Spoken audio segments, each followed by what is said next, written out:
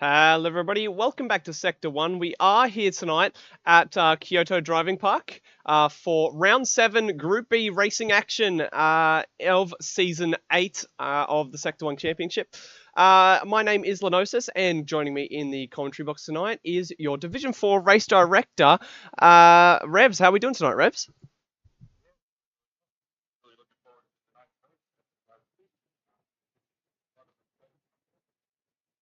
Oh, hang on 1 second. We have lost the audio for some reason. Um... Okay, that should be better. Can you say something? Yeah, I'm here. Can you hear There me? we go. Yep, it's working now. Cool.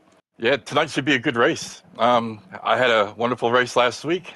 We might be crowning a new Division 4 champion. So, yeah, tonight looks like it's going to be pretty good. Everyone seems to be here except for Sizzling Sausage. Apparently, he's broken down on the side of the highway and he was waiting for a tow truck. No worries. Thanks for the update. So while we're waiting, let's have a look at our track map for tonight. We are, of course, here at Kyoto Driving Park, the Yamagiwa layout. 4.913 kilometers, 15 corners, 32 laps is the race distance, totaling 157 kilometers. 4 times tires, 3 times fuel. Those are the rates for tonight, with the softs and the mediums in use. The little asterisks above the medium tire, indicating that those are the mandatory compounds for tonight. So for all that we care, a driver could run a medium one stop, or they could run. Well, there's a lot of strategies. Let me just bring up our strategy guide for tonight. I think this is the record for the most amount of sets of tires we've got on the strategy guide, as there is a lot. I think it's 12 compounds that we have up on screen there. 1, 2, 3, 4, 5, 6, 7, 8, 9, 10, 11, 12. I don't know. I can't count quick enough. Maybe 13. I don't know. A lot of tire compounds on the screen. But we do have the option of the 2-stop, starting on the mediums or softs or whatever tire the driver chooses. On 12 laps on the mediums, 2 stints of 10 on the softs, or we could have a 5 lap on the mediums with 3 9 laps on the softs. And then we have a strategy that we did not see last week, but is still viable, I'm being told, of a 1 lap on the mediums, a 7 on the softs, followed by another 3 8 stints on the softs. So lots of variability in our strategy tonight, and it could definitely throw up some crazy action. We saw last week in Division 3, especially, that the converging strategies offers some absolutely magnificent racing. Which you were a part of that race, Revs. I believe you took your first win in Division 3 with the converging strategies at the line. Yeah, it was my second win. I won St. Second. Croix. Oh, yes, of course. I'm forgetting. Yeah. Yeah, it was a good race. This track here it's really physical. I was quite sweating after the last race. So with all the different options, you might not see the top 3 guys until the last few laps. Yeah, exactly. The pace difference at the end of the race between a charging strategy and one that's a little bit faster at the start and slow at the end. I mean, it's upwards of 3 seconds in some cases, and you see that gap with 2 laps to go, and you think 6 seconds, there's no way they're going to catch them, and then bam, they're right on their rear bumper in the remaining laps, right up to the line. So hopefully we see some magnificent racing here tonight. And before we get too far into it, let's have a look at the point situation in Division 4. And as Revs alluded to earlier, we could be crowning a champion in Division 4 tonight. Snake Eyes is leading the way on 100. Hang on, I cannot read that. That is far too small. Let me bring it up. Okay, Snake Eyes is leading the way on 198 points, ahead of Wartime on 128. So the gap is currently at 70 points. So any result here tonight will crown Snake Eyes the champion. Wartime in P2, Keza Johnson in 3rd, Sizzling Sausage takes 4th, Renegade in 5th, Madrick 6th, Debrev 7th, Laminator 8th, Petey Pops 9th, Womble 10th, who is absent tonight, Spitzy 11th, Malevolent 1 12th, Boggs IR in 13th, and Nemesis rounds out the field in 14th place. So that's how they line up in Division 4. Very, very interesting stuff. Mm. So I think if everybody who is here tonight ready to go, Revs? Yep, I said starting soon, so whenever you're ready. Okay, just give me 2 seconds as I need to adjust my monitor real quick. But yeah, very, very shortly we will have qualifying going ahead. Just give me 2 seconds, guys. Sorry.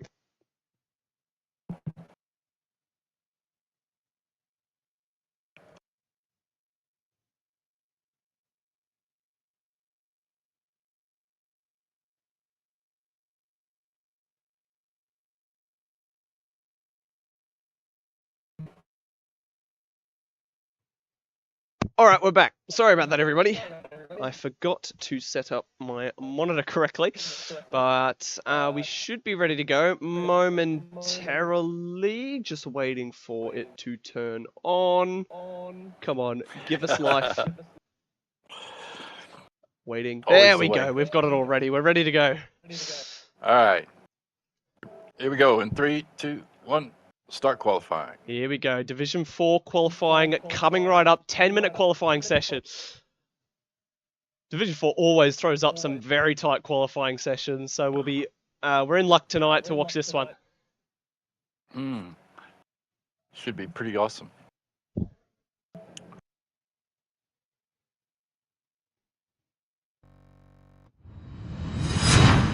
And we are a go on Division 4 qualifying here at Kyoto Driving Park. We see a bit of a mix of compounds out on track, which is quite interesting. I would assume everyone would be going these soft tyres, but they do wear out very quickly. Not able to get more than about 8 or 9 laps out of a set of tyres. So let's just see how everything goes. But in the meantime, Snake Eyes, the leading driver out on track, leading the championship and leading the way in this Division 4 qualifying session. Laminator, who put in a great bid last time out at Autopolis, he is the second driver out on track. A P2 he recorded last race, and Petey Pop's third. I believe this is the exact podium of last race out at Autopolis. Let me just double check that real quick, but I'm fairly certain that is the podium from last race out on track, the top 3, which quite a funny coincidence, I think. We have Kez Johnson, fourth driver out on track. Renegade behind for Foodcorp Esports. Madrick, the other respawn, the other respawn esports car, along with Snake Eyes. And 7th place we have Spitzy. 8th is Wartime. 9th is Debrev, and the 10th driver out on track tonight is Malevolent One, the Deeds driver, in a shiny metallic silver car there. So we're riding on board with Snake Eyes as he heads up the hill over the crest on his first flying lap of the qualifying session. A lot of pole positions, a lot of wins this season for Snake Eyes. Can he add another one to his tally? We'll have to wait and find out in a few moments' time.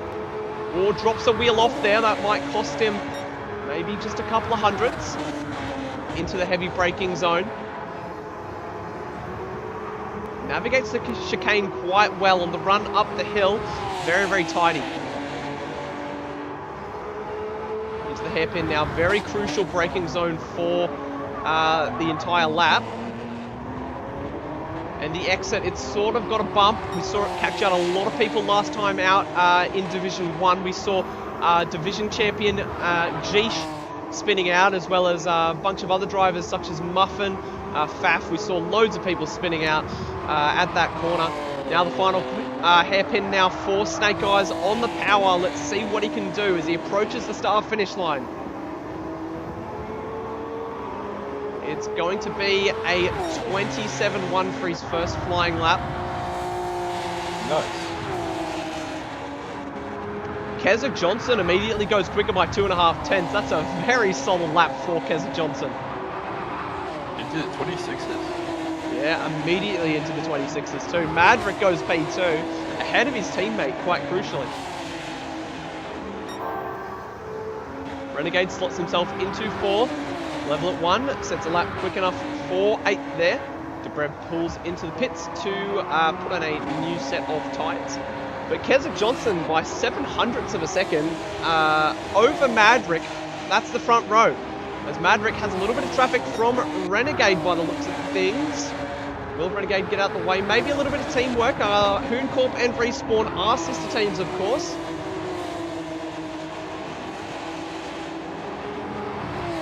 Looks like Renegade manages to put on a little bit of gap over Madrick at the moment. So we have a look down to PD Pops. Oh, he's lost it! Oh dear, he's into the wall at the final chicane. That is not what you want to do there.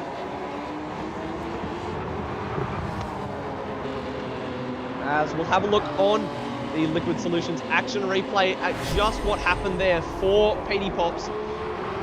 As what happened is he came through the hairpin, it was looking fine, and then onto the brakes. Oh, he's just lost it under brakes into the chicane. That's not good for PD Pops at this stage of the qualifying session.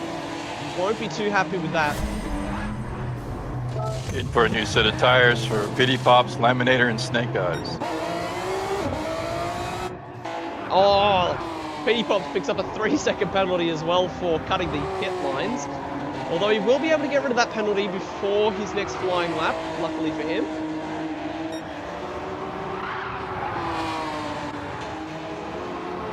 Less than 5 minutes remaining in this qualifying session, and Keza Johnson still leads the way. Not many people improving on that last lap. We saw Wartime splitting Snake Eyes and Renegade there, going P4, and he is purple as well, is Wartime, as he heads down towards the chicane at the bottom end of the circuit. Up the hill now.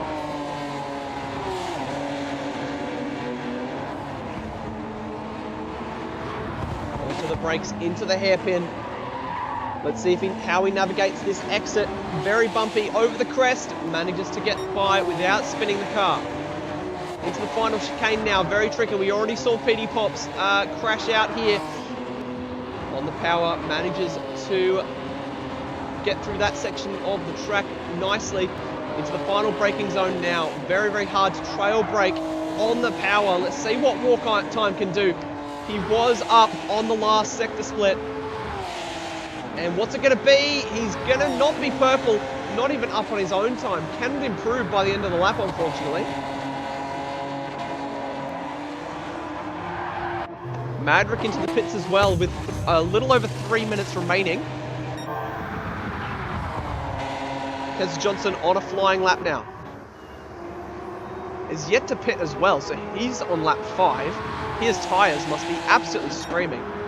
Brev sets a lap time good enough for P5. That's a very good lap from Dobrev. He'll be very chuffed with that. The CP driver. Snake Eyes is purple. Snake Eyes purple calls revs. Let's see what he can do. Into the braking zone of the hairpin now. Let's see at the next sector split if he's still up. He is by 2.5 tenths. He is absolutely flying. Into the chicane now. On the power. Beautifully navigated. Let's see one more corner on this lap. Onto the brakes. Late apex. Maximizing that exit. Running a little bit wide onto the curb, but he makes it work. Let's see what he can do on the run down to the start-finish line. 25, 20. Keza Johnson. Oh, it's not enough. As Snake Eyes goes 3.5 tenths purple at the top. Great lap. Well and truly, that is a brilliant lap from Snake Eyes there. I'll be very happy with that. As Keza Johnson is blue on the run down the hill. Into the big sweeper.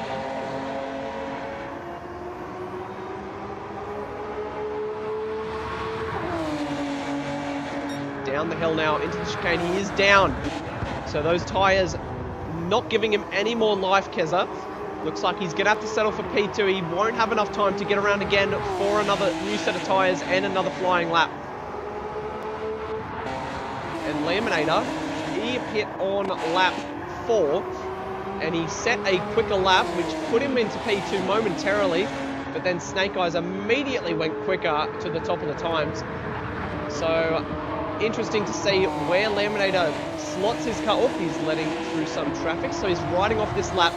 He's going to put it all on a banker on the final lap of the session. 1 minute remaining, so everybody is going to get another lap here. Except for whoever has just crossed the line up the top there. That is Malevolent One, as we've lost somebody from the session. I'm not too sure who we've lost, but we are missing somebody. I'm not too sure who. We might get word from Race Control in the chat, potentially, of who that was. I'm not too sure who we have missed.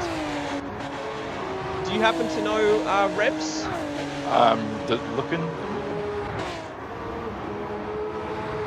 Laminator, he's down, but this is going to be his final bid on a lap. Let's see what he can do.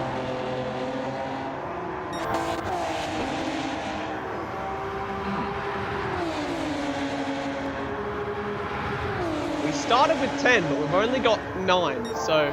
Yeah.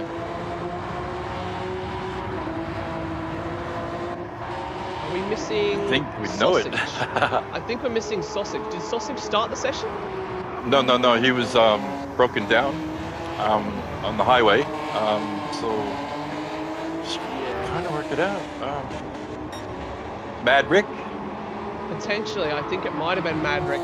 But as we see the first few cars approaching the start-finish line to set their lap, who is the next car out on track? It is Snake Eyes, who will be the final car to set a lap time. And he will cross the line. He is down on his lap. It'll be Keza Johnson next. He's well and truly down. And then we have Wartime doesn't improve. Nobody's improving on this final lap. Renegade does improve in lap time, but not position. And we have the last few cars. Spitzy to cross the line. Goes to 7th. No improvement from the car behind. It's then Debrev. Let's see what Debrev can do. He's looking like he's on a lap. No, he's going to be down well and truly. And I think, who else is on a lap? It is Laminator, who's well and truly down. So that's all, everybody crossing the line for Division 4 qualifying. So we have a few. I believe Sizzling Sausage has arrived, but he will just need to join at the back of the grid. But we are missing someone. Let's have a look at the results. Yes, it was Madrick. You were correct. So yeah, so we'll have to do a host set grid to allow Snake Eyes in, but yeah, Snake Eyes and Madrick in. But yeah, here's your provisional results at the moment. We have Snake Eyes P1, Keza Johnson in 2nd. We have Laminator 3rd, Renegade takes 4th, PD Pops in 5th, Wartime 6th, Spitzy 7th, Debrev 8th, Malevolent One in 9th, and it says Madrick in 10th there, but he does have a 1:27.017 lap time, which would have been good enough for P3. So that would be Snake Eyes P1, Keza 2, Madrick 3rd, and then everybody below Madrick goes down 1 position. And then Sausage starting at the back. So I think we're going to go for a quick intermission to sort out the grid, and then we'll be right back for Division 4 race. 32 laps around Kyoto Driving Park, the Yamagiwa layout. So don't go anywhere, as we'll be right back right after we set the grid, and we'll get everything sorted. We'll be right back.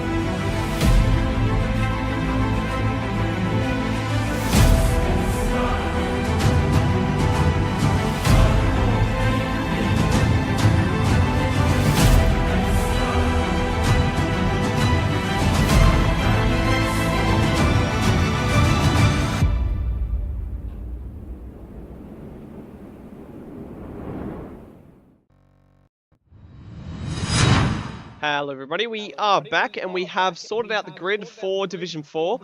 Yeah, so the order will be Snake Eyes, Keza, Madrick, Laminator, Renegade, Petey Pops, Wartime, Spitzy, Debrev, Malevolent One, and Sizzling Sausage starting from the back. So yeah, we've got all sorted, and I think we don't keep these drivers waiting any longer. I think we're ready to go, aren't we, Revs? Yes, we are. Say the word. What's the word? Go. Now. Oh, by the way, my button was purple. Purple. Max delivery. Yeah. Here we go. 32 Good luck to all laps the around drivers. Yamagiwa. So many strategies that could go down. Let's see what happens as the revs are rising. The cars are on the grid and waiting. Let's see how this goes. Light sequence begins. 3 lights, 4 lights, 5 lights. Revs rising. Lights out and away we go here at Kyoto Driving Park. Yamagiwa as somebody in the background, Spitzy's missed the start, but they're down in the background. Let's see what happens into the first turn. Do they keep it clean? Oh, the big sweeper. Looks like everybody gets through perfectly fine. And on the run up the hill through the S's, let's see what happens. Everybody seems to be making it through perfectly fine. Snake Eyes holds onto his position. The front two remain unchanged, with Madrick dropping a position to Laminator. Laminator down the inside of Keza, off the apex, but a little bit of rubbing, but he makes it on by. Up into P2, there goes Laminator. Down the hill now, we see a little bit of action in the background. We see Petey Pops down the inside of Renegade, under brakes. Oh, a little bit of contact, and Petey Pops into the wall. That's disaster for Petey Pops on the opening lap. Locked up under brakes into the side of the Respawn Esports car of Madrick, and he sees the front end of his car turn around into the wall. Into the hairpin now, we see, oh, who's that running wide? Madrick in the background loses a position to Renegade and Keza. Madrick under a lot of pressure, loses to Wartime as well. He's running backwards here. Carnage on the opening lap as these guys jostle for position into final corner now. Oh, a little bit of Constantina, and that's Keza getting pushed wide by Madrick, I believe.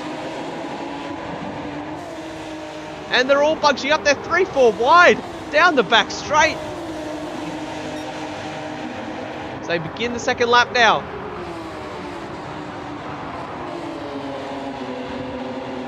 Seems like they all make it through perfectly fine. The front two have absolutely taken off. Snake Eyes and Laminator have a 3-second gap over Renegade in third, who has capitalized over the drama that just happened in the opening lap and has managed to get away along with Keza. Madrick down in 5th place. We have Spitzy and Sizzling Sausage just behind, who have made up a multitude of positions. Malevolent One up to 8th. Debrev, Wartime and Petey Pops further down the order than they would have liked in these opening stages. But there is a long way to go in this one. 30 laps remain in this race. Oh, somebody's off the track. Oh dear, what's happened here? We see Debrev and Malevolent One off the track down the bottom of the circuit at the chicane. Looks like we've missed what's happened there, but that is quite unfortunate. So we'll take the opportunity to have a look at the Liquid Solutions action replay at what happened there. Oops, oh my god. I've clicked the wrong button. Don't worry about that, guys, sorry. I clicked the wrong button on the keyboard, but we'll continue on now. Snake Eyes setting the quickest lap of the race. A 1:27.9 on that last lap. So what do you say we get into a tyre and fuel update? I know it's very early on, early days, but there's a lot to take on, a lot to figure out here in this Division 4 race. Revs? Yep. Okay, so we'll start off with Snake Eyes. Snake Eyes is running mediums, looking good. I won't worry about the fuel, but I'll just let everybody know what they're starting on. Snake Eyes on the mediums, Laminator on the mediums. Keza Johnson, he started on softs, so let's hope he can move his way up. Renegade, he started on mediums. Sizzling Sausage, he started on mediums. Spitzy, he started on mediums. And Mad Rick started on mediums. 4-time mediums. Pity Pop, mediums. Malevolent One, mediums. And Debrev on mediums. So there's not many softs in the field then. It was just No, Keza just the one. Keza. and Keza, just the one. Just the very, one. very interesting.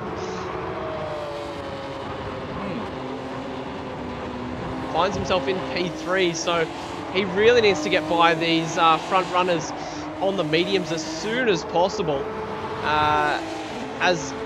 Let's see what lap time he sets here. He probably is going to go quickest. He does, but he's only lapping about 0.3 quicker than Snake Eyes on that last lap. And Snake Eyes is on the mediums. Keza needs to get a real wriggle on. Sizzling Sausage is fighting with Renegade. He's managed to find his way past the Hooncorp Esports car. Black Rose driver from P11 on the grid, straight up to P4 in the first 3.5 laps.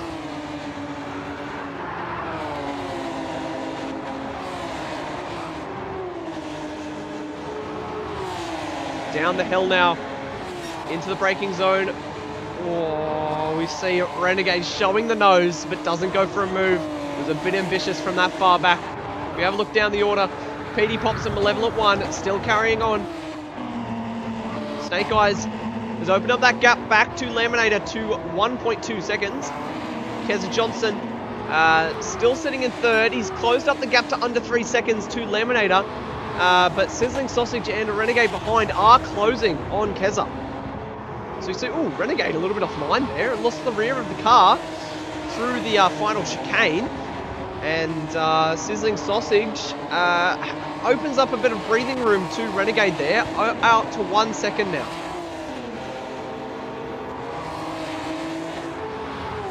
Spitzy in 6th place. He's had a bit of an up and down race so far. I mean, he didn't get a great launch off the line, dropped to the rear of the field, but he's back up to P6. So far, he won't be too sad with that at the moment if he can hold on to it. Sizzling Sausage in P4. He's opened up that gap 1.4 seconds to Renegade behind, and he is a 10th blue. Said he's the fastest lap on the lap before, just 2/10 slower than Keza Johnson's fastest lap of a 1:27.2. Very, very rapid pace from Sizzling Sausage. That is quicker than Snake Eyes, which Snake Eyes is starting to slow up. Same as Laminator, into the 128s for both of them. And Keza as well, 128.7 on the last lap. So something must have happened to Keza, because that is well and truly off the pace for softs. This track being so tricky though, one little slide out and you're a second behind. So yeah, this track just comes out and bites you. Yeah, very punishing. Hard to get the pace around this track as well. You really have to exploit the track limits, use as much curb as possible, but if you don't hit it right absolutely perfectly, it'll kick back and you'll be in a lot of trouble. As Renegade sets his fastest lap of the race as well, a 28.2.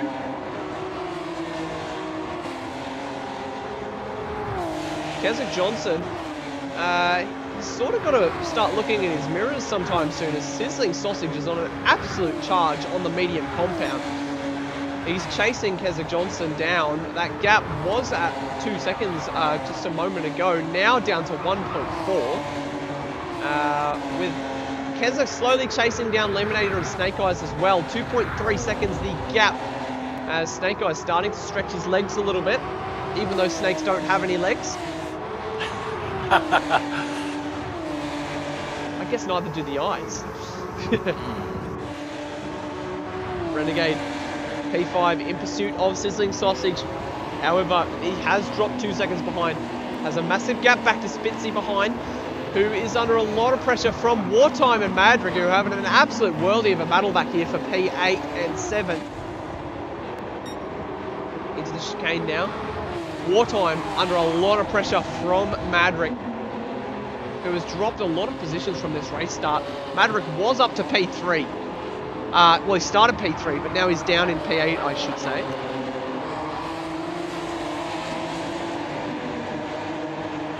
Almost loses it on the curb there, does Maverick.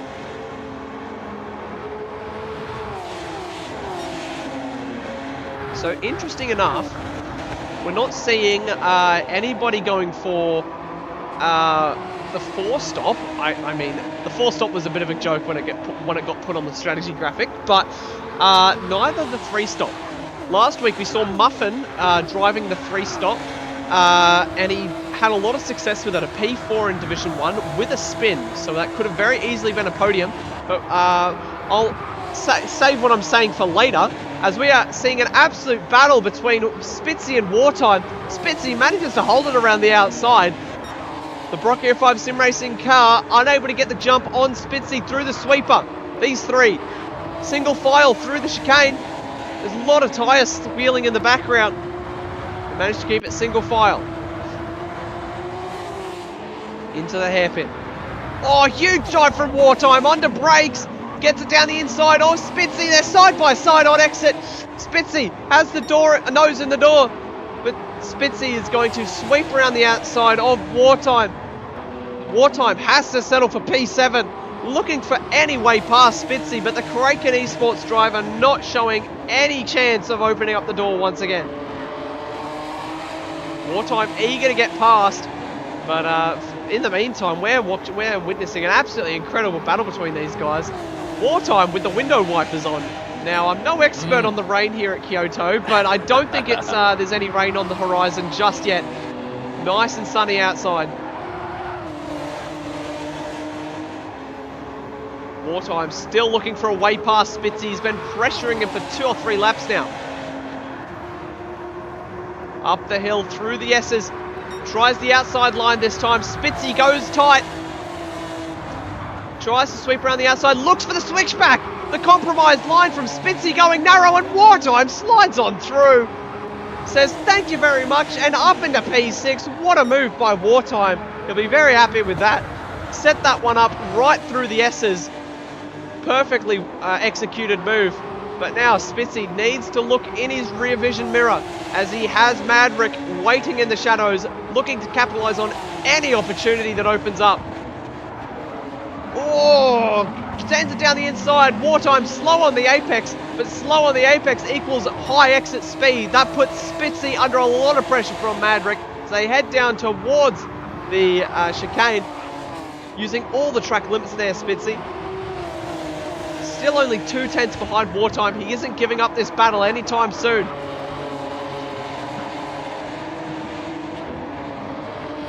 On the power now, down towards the first turn. Maverick has the run on Spitzy. 1.5 tenths now. Will he fire it down the inside? No. Holds off. That's sensible from Maverick. Lining up the move for a later date. Oh, he's into the wall. No, he's not. Okay. Just a bit of lag. As Maverick is extremely laggy in the background now. Holy moly. So we have a look back up front to Snake Eyes and Laminator. Getting quite a bit of latency here in the server, but just GT doing GT things, I think. But yeah, Laminator really closed up that gap to Snake Eyes now in around lap 9 of this race. So things are really heating up at the top. Keswick Johnson, 3.5 seconds off. Potentially Snake Eyes saving a little bit of fuel at this point of the race. So what do you say? We get into another APR Tyre and Fuel update. Revs, I know, I mean, this natured race, we're going to have a lot of tyre and fuel updates to try and keep up with everything. Yeah, sure. Okay, we'll start off with Snake Eyes. Being on the medium tires, his front right is the worst. Looks like it's at about 55% wear. He's got tucked over half a tank of fuel, and he's looking all right. Laminator, he looks a little worse off on his mediums, and he looks a little bit better off on fuel though, so he might pick up some time in the pit. Sizzling Sausage, his tires are the worst of the top 3. Maybe at 40% at this stage, and he's used a little bit of fuel, probably a little bit more than Snake. Renegade. His tires are looking good, both the front and the rear, and he looks like he's got the best feel of the lot so far. And Spitzy, Spitzy on the mediums, his front right is screaming at him. Yeah, he's maybe got 10% of a tire left, and a little over a half a tank. Wartime, he's at about 60% wear on the tires and a little over a half a tank of fuel. Maverick, his tires are looking quite good actually, and his fuel's a little bit over a half a tank, but it looks a little bit better than most. Keswick Johnson, looks like he's pitted because he's on a nice fresh set of softs. Yeah, he just did. Yeah, and a little over a half a tank of fuel. Pity Pop's tires are looking good. His worst is the right rear at about 50% and over a half a tank of fuel. Malevolent One, he's probably got 60% wear on the front right, and his fuel's just a little over half a tank.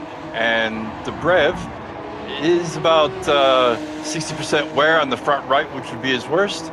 Back tires are looking okay and a little over a half a tank. Thank you very much, Revs. As we return to the racing action here at Yamagiwa, we saw as well Wartime and Wartime and Spitzy. No, Maverick and Spitzy. Wait, what? Wartime's down in 8th. What's happened here? We've missed it all. Oh dear.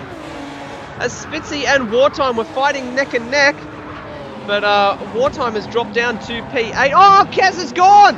Kez has spun! Oh. That's disaster for Keza! Oh no! How has he done that? That's a very odd place to go off the track and lose the rear end. As we'll have a look on the Liquid Solutions action replay at just what happened there. Give us the full story. As under brakes, what has happened here for Keza? How has he lost them? Oh, there was contact with Maverick.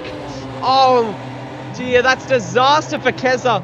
The slowing Maverick, he's run at the back of Maverick, and yeah, that contact has spun the rear end of his car round and skewered him into the wall. That's disaster for Keza, who is looking so good in this race. But unfortunately, he's dropped to P10, although he is the only driver to have taken a stop so far, so that might land him technically higher, provisionally. But at the moment, P10 on the road. Snake Eyes and Laminator, that gap still at 6/10. These guys battling hammer and tong. Sizzling Sausage and Renegade, these guys still going at it. Sizzling Sausage got a bit of a jump earlier on in the stint, but as Revs told us earlier, his tyres really starting to take a toll on his late stint pace. We are on lap 12, so expect a lot of these medium runners into the pits this lap. But yeah, Renegade really able to close up that gap. But we see a little bit of late stint stability, I should say, from Sizzling Sausage. Able to open up that gap just a tiny bit more, just over a second. As these guys are potentially starting to come into the pits on this lap, I think. Let's see what happens. As Snake Eyes as Laminator around the final corner. Let's see if they take the gamble on the pit stop now or stay out another lap. Maybe try and get a overcut. Nope, they're both in. Let's see Sizzling Sausage, the next one to make the call.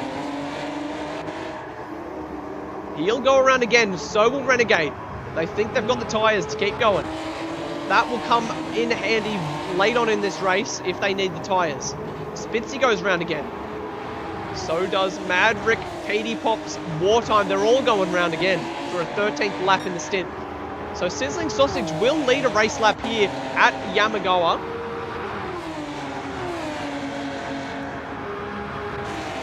Snake Eyes and Laminator, after their stop, come out in 3rd and 4th.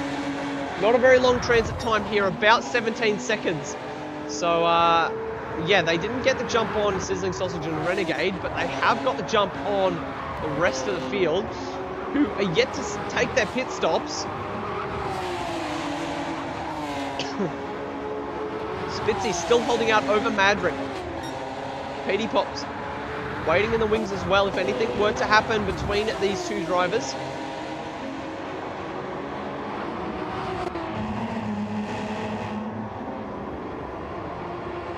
Not too sure how much longer these guys can stay out, but I'd imagine if they didn't pit last lap, we'll see them in this lap. Let's see what happens.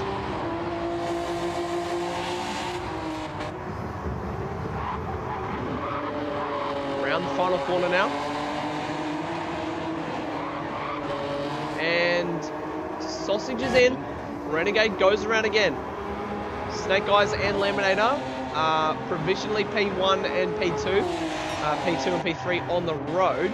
Spitzy goes round. We see Madrick in. A few more in. We see Wartime in.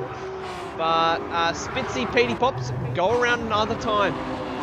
Maybe they think their tyres can only do 8 laps or 9 laps. 10 laps is too much for a set of sauce for these guys. So they're covering off by doing 2 extra laps on the mediums.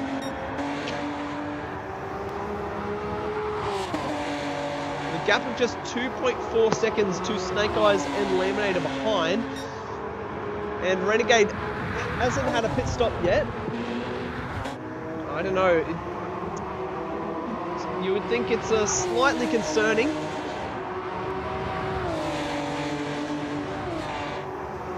Into the hairpin now goes Renegade. That gap down to 1.7 seconds now.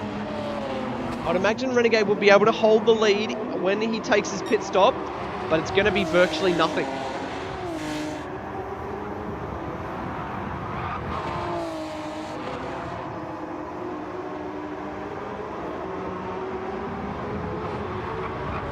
Let's see if this time is the lap that Renegade peels in. Yes, it is. He pulls into the pits on lap 14, 44% left in the tank. Yet to pit is Petey Pops and Spitzy. Let's see where they land themselves in the pits. Petey Pops. Now this is interesting. Goes around for a 15th lap. Wartime's gone. Yeah, oh, he has! Just, spun out. Oh dear!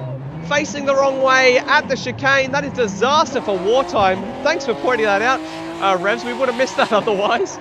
So we have a look on the Liquid Solutions action replay. Let's see what happens. Into the chicane. And what's he done?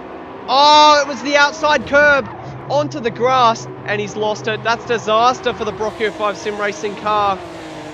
Gone from bad to worse tonight for him.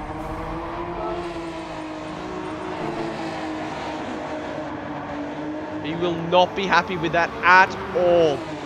P10 for the Brocchio 5 Sim Racing car.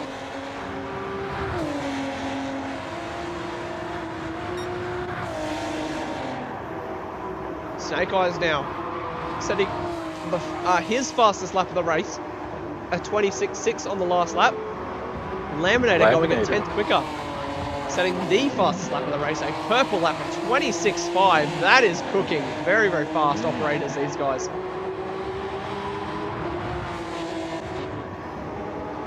So I think Petey Pops is gambling on the one-stop medium. 16-16. He goes around again. That's what he's doing. No! Oh, he peels in. Oh, that was a late call. That might come with a penalty for Petey Pops. But is he... What tyre does he put on? That's the big question. For the sake of this race, I hope he puts on... Oh, he's put on the softs. Oh, I was really hoping for a medium one stop, and he picks up a 3-second penalty for that late call. That's disaster for Petey Pops. I really wanted to see somebody try the gamble on the one stop, but Petey Pops, he's pulled in, put on the softs, and picked up a 3-second penalty for the late call for his troubles.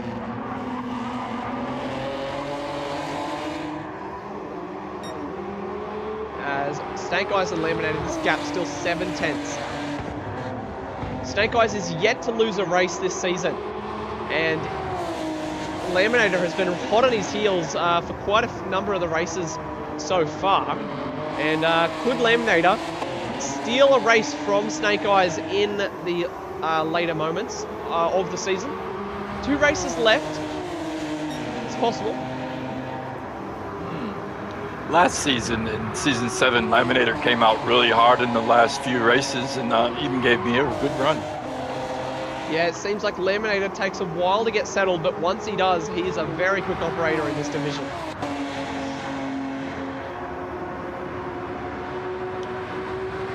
Renegade and Keza.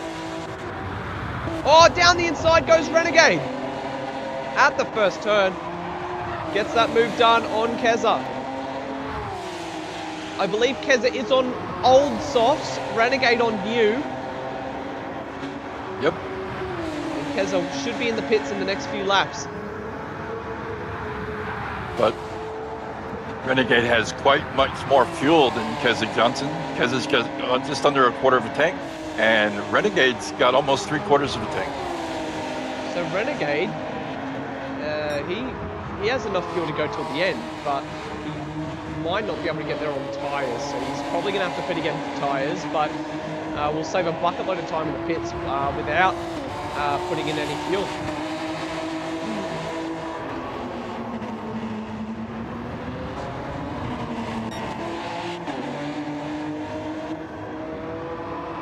This battle between Petey Pops and Spitzy still battles on. Looks like Petey Pops finally gets in front of Spitzy after the duration of the first stint.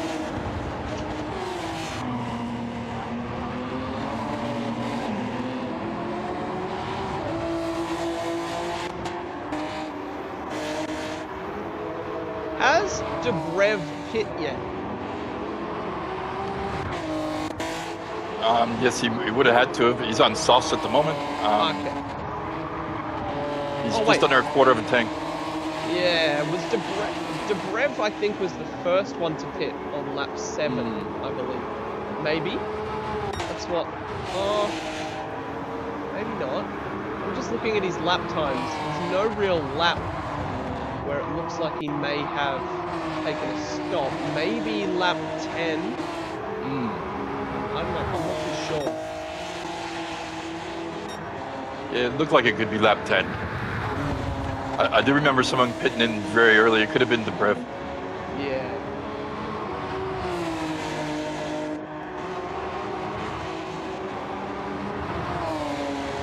As Renegade gets a little bit of a gap over Keza Johnson, 8/10 currently. PD pops up the inside of Dobrev. Oh, they're side by side through the chicane, up the hill. And Dobrev also loses the position to Spitzy. Spitzy looking to the inside of Petey Pops, fires it down the inside, gets that done wide from Petey Pops, looking for the switchback. The move doesn't open up. Petey Pops drops to P8.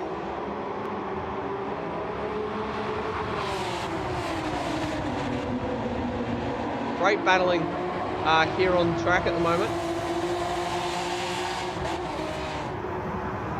Oh, under brakes. Spitzy runs wide. Petey Pops takes that as an invitation to fire it down the inside. But as it's off camber and bumpy on exit, Petey Pops decides to just slot him behind. Can't quite get the exit. Now he's under pressure from Dobrev behind. Wartime in the background. Looking for a move on Dobrev. The gap is open. Wartime looking. Can't quite get it done. Has to settle 4/10 at the moment. Something must have happened to Laminator. Oh, yes. How has this happened? He's 15 seconds down. Oh, dear. That's a disaster for Laminator, unless he's taken a pit stop. No, I don't think so. No. Lap 17, 10 seconds off the pace, 12 seconds off the pace. He must have had it going off there. As we have a look back at this battle, we see Wartime, Dobrev, Petey Pops, and Spitzy still going at it.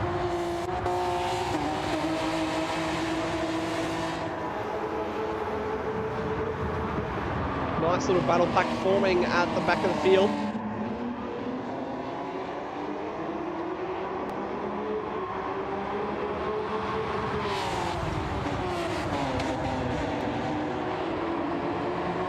As we see a bit of a mistake from Spitzy.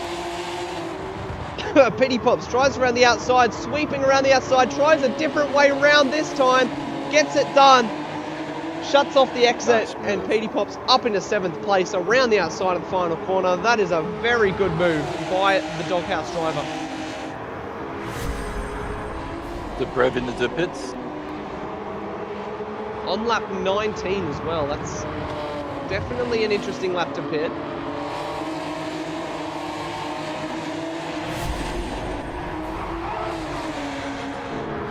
Don't know if the softs will make it that far.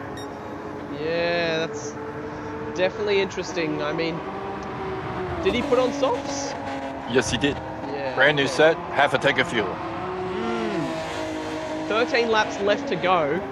The Brev might be, he might get the undercut, but he might be struggling late on in this race.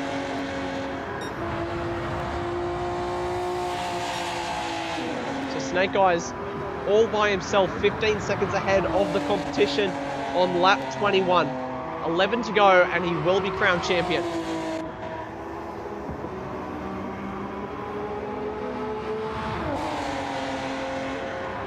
Yeah, Laminator has dropped right back into the grasp of Sizzling Sausage and Renegade. So, how are his tyres looking? Because he could have taken his pit stop, but I don't think so. Laminator looks like he's only got maybe, he's probably got 70% wear on the tires, maybe almost to 80%. Sizzling's tires are looking really bad. He might only have maybe 10% left on his front right. Renegade, he's looking really good with his tires compared to Sizzling Sausage. It looks like he barely used them. Excuse me, tongue-tied. Yeah. So Laminator, that 140 lap time is most likely a incident rather than a pit stop, unfortunately. Which that's sort of robbing us of a really good battle to the flag between those top two, as Snake Eyes is well and truly ahead of the rest of the field at this point of the race.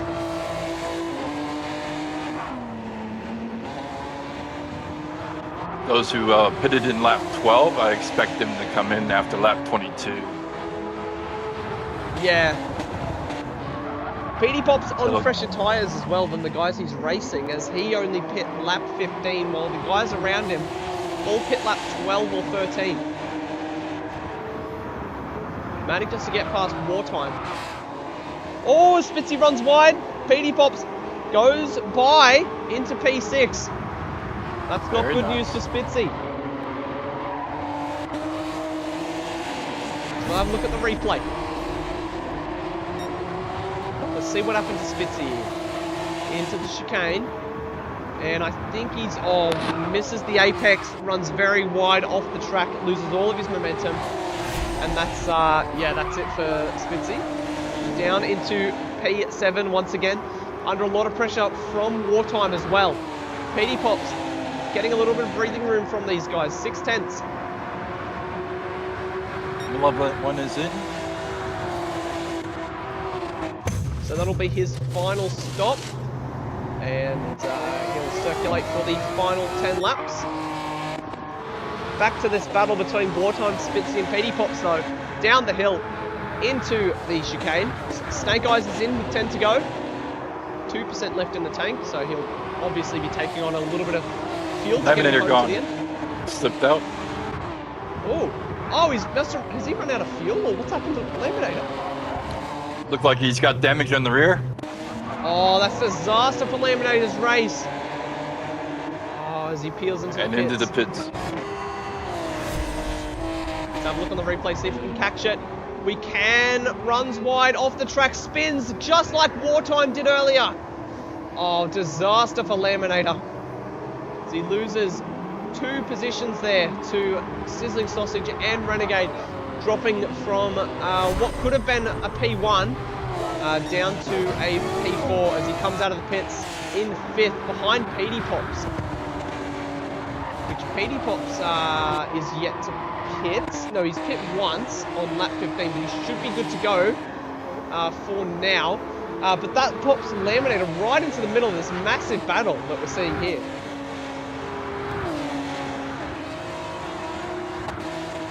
Spitzy Renegade and only a Wartime. second and a half behind Snake Eyes. Oh, he is too, but yeah, I don't think Renegade's pit has him. No, he needs to pit again. Yeah. Whereas Snake Eyes is ready to go to the end.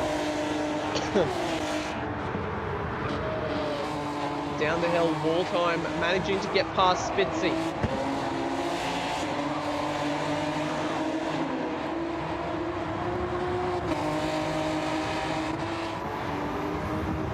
Eliminator has eyes for PD Pops at this stage of the race. Wants that P4 back. I think he might just get him.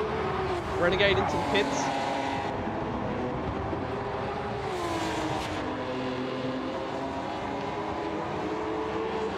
Question is, where is he in relation to Sizzling Sausage? As they're going to be tight on exit. It looks like Renegade has jumped Sizzling Sausage in the pits. The overcut. That's because he didn't need to put any fuel in. Yeah, exactly. The extra fuel helps him to successfully create the overcut. Renegade up into second place. Wartime is in.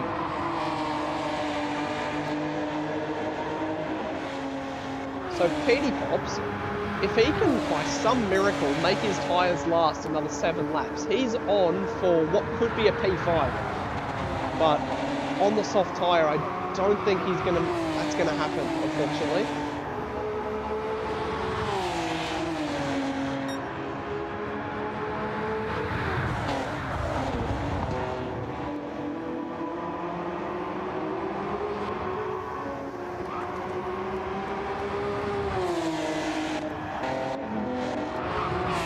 This battle between Spitzy and Madrig. Madrig goes on by, so Spitzy is losing a lot of time at the moment. Sizzling Sausage on the smoker up on Renegade. He was 4/10 purple at the last checkpoint. Around the outside potentially. No! Renegade closes that down on the exit. Barreling down towards the start-finish line. Sizzling Sausage is going to have the run. Does he have a chance to fight around the 26-1? What a lap from Sizzling Sausage. As he goes side by side with Renegade. Through goes Sizzling Sausage. Up back into P2. This is an absolutely incredible drive we're witnessing from Sizzling Sausage late on. Up the hill now. Renegade isn't done with him. Shows the nose. Pulls along the inside. Oh, chops that off, does Sausage. Says no Sausage for you. And he has to settle for third at the moment, does Renegade. Through the sweeper, down the hill. Little bit of a defensive move from Sizzling Sausage to keep Renegade behind.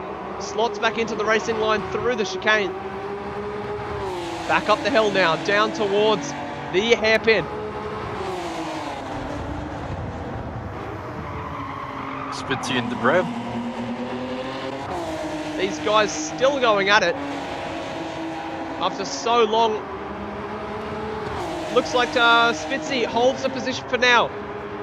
He is falling backwards compared to... oh, Spitzy must have had a moment.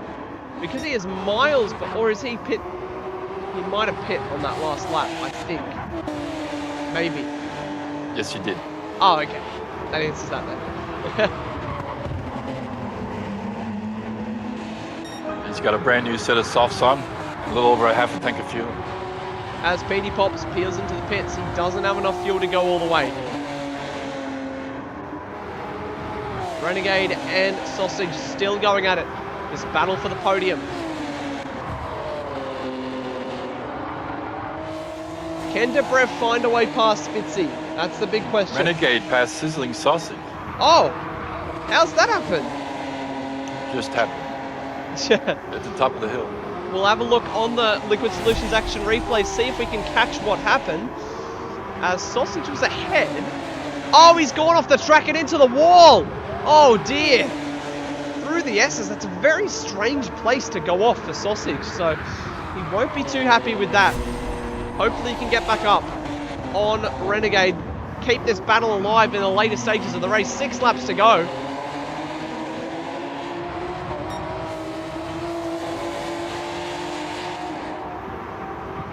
Sizzling Sausage refusing to give up this second place. These are valuable championship points up for grabs here in Division 4 at Yamagiwa. Round the final corner on the power now. Down towards the first turn. Can Sizzling Sausage get Renegade for a second time this stint in the first turn? Renegade covers it off, goes slightly defensive. Sizzling Sausage will have to wait for now.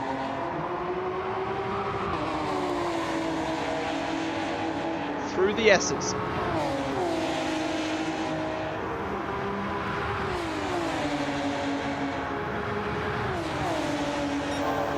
And Sizzling Sausage is a 10.5 purple. He goes for the outside line. Renegade goes defensive, but that's going to compromise him on the apex. Sizzling Sausage waiting for the gap to open up. He has the run. Renegade scrambling to try and hold the position, but Renegade up, can't quite, or holds the position for now. Sizzling Sausage tempted a move, but decided to hold at bay for now. As somebody coming out of the pits, it was Debrev. So we have a look back to this battle.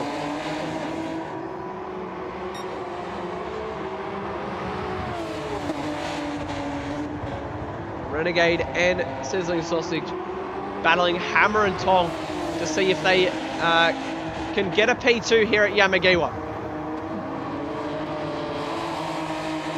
So far, very clean racing from these two. Let's hope it stays that way for the duration of the race.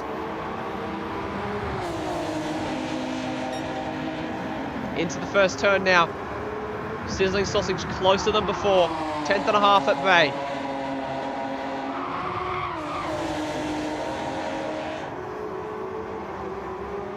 That gap, 2.5 tenths through the S's. Sizzling Sausage hot on Renegade's tail. Down the hill, Renegade, does he go defensive? No, he chooses the racing line. Sizzling Sausage throws it down the inside. Renegade can't quite hold alongside, and Sizzling Sausage goes through. Renegade looking for the switchback. He pulls alongside. Sizzling Sausage chops off the nose, goes defensive. Has a whole car length in front and retains the position from Renegade into the chicane. On the power up the hill.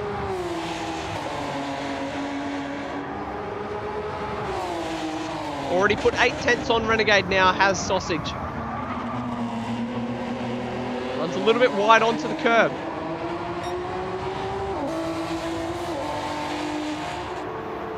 Into the final chicane now. A little bit of a slide from Sausage. Final corner. 4 laps to go.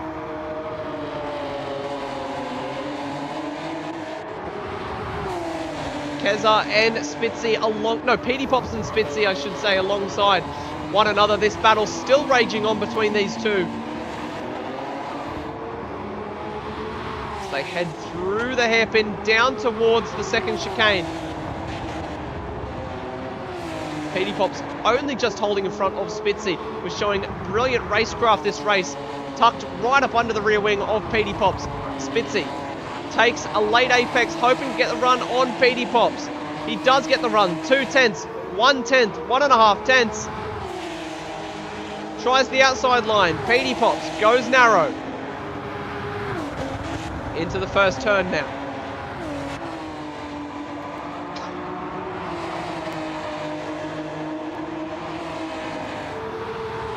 Petey Pops holds his position through the first turn. Spitzy still knocking on the back door, looking for a way past.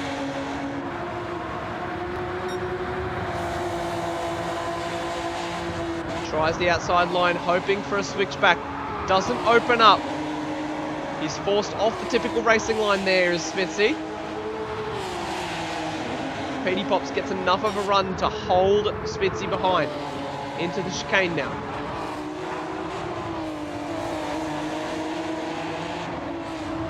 Great defense by Petey Pops.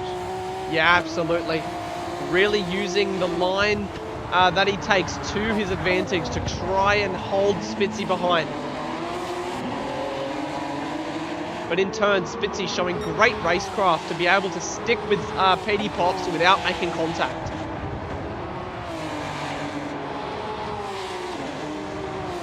Into the final corner now. as we see Keswick Johnson ahead as well. Petey Pops and Spitzy are catching Keswick Johnson, who is the only driver on the mediums, I believe. Yes, he is. Good memory. Yeah, well, hopefully. I mean, he was the only driver that started on the softs, so... That's correct, yeah. I guess somebody could have taken their medium stint in the middle stint. Or, I mean, Keza could have taken his... Yeah. You know what I mean? Like... Yeah, soft, medium, softs. Yeah. Yeah. I'm surprised he didn't. Keza Johnson holds the... holding the position at the moment, but with just a few laps remaining, he could be under threat from Petey Pops and Spitzy behind. Petey Pops shows the nose, fires it down the inside. Oh, he has to back out. That's probably wise. That's a door that's only going to close until you get your foot in it. And if your foot is the opponent's rear quarter panel, that's going to send them straight off. And that is not what you want. That's a one-way ticket to end up in the steward's book. Spitzy looks to the outside. Can't quite get it done. Oh, is Keza slow on the exit? Petey Pops pulls alongside as these guys 2 by 2. Oh, gets through, does Petey Pops as he runs off the track. No, he doesn't. He stays on. Spitzy goes by as well. No, he doesn't. He's alongside. Keza fighting for his life, tries to hold the position. He will stay in front of Spitzy, but Petey Pops is released. Keza has the slipstream, so he might be safe from Spitzy. Spitzy lurking in the shadows, fires it down the inside into the first turn. We'll get that done on Keza. Spitzy up in a P7. He can continue having a go at Petey Pops in the last lap and a half. This battle between Renegade and Sizzling Sausage really heating up in the later stages. Between Renegade, fire it down the inside of the hairpin. Can't quite get it done. Sizzling Sausage will hold the position. We're seeing two brilliant battles on track at the moment. And with 1 lap to go. Oh! Renegade's gone off! Oh, disaster for the Hoon Corp Esports driver. As we'll have a look on the Liquid Solutions action replay. Oh, absolute disaster. How has he done that?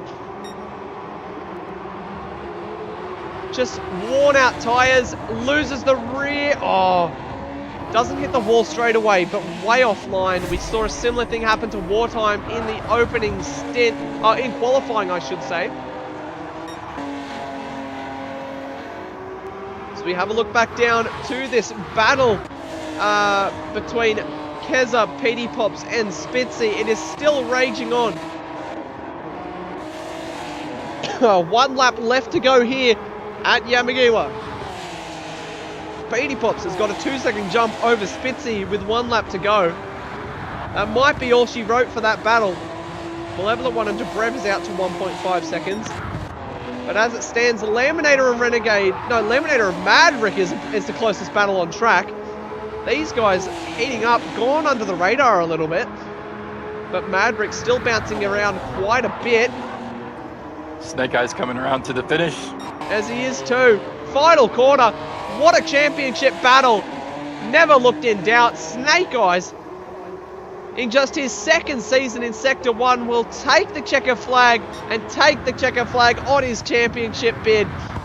P1 in the race, P1 in the championship for Snake Eyes. What a race. What a year for Snake Eyes. Sizzling Sausage rounds the final corner as well. He's got the better of Renegade, who after a race-long battle will take P2.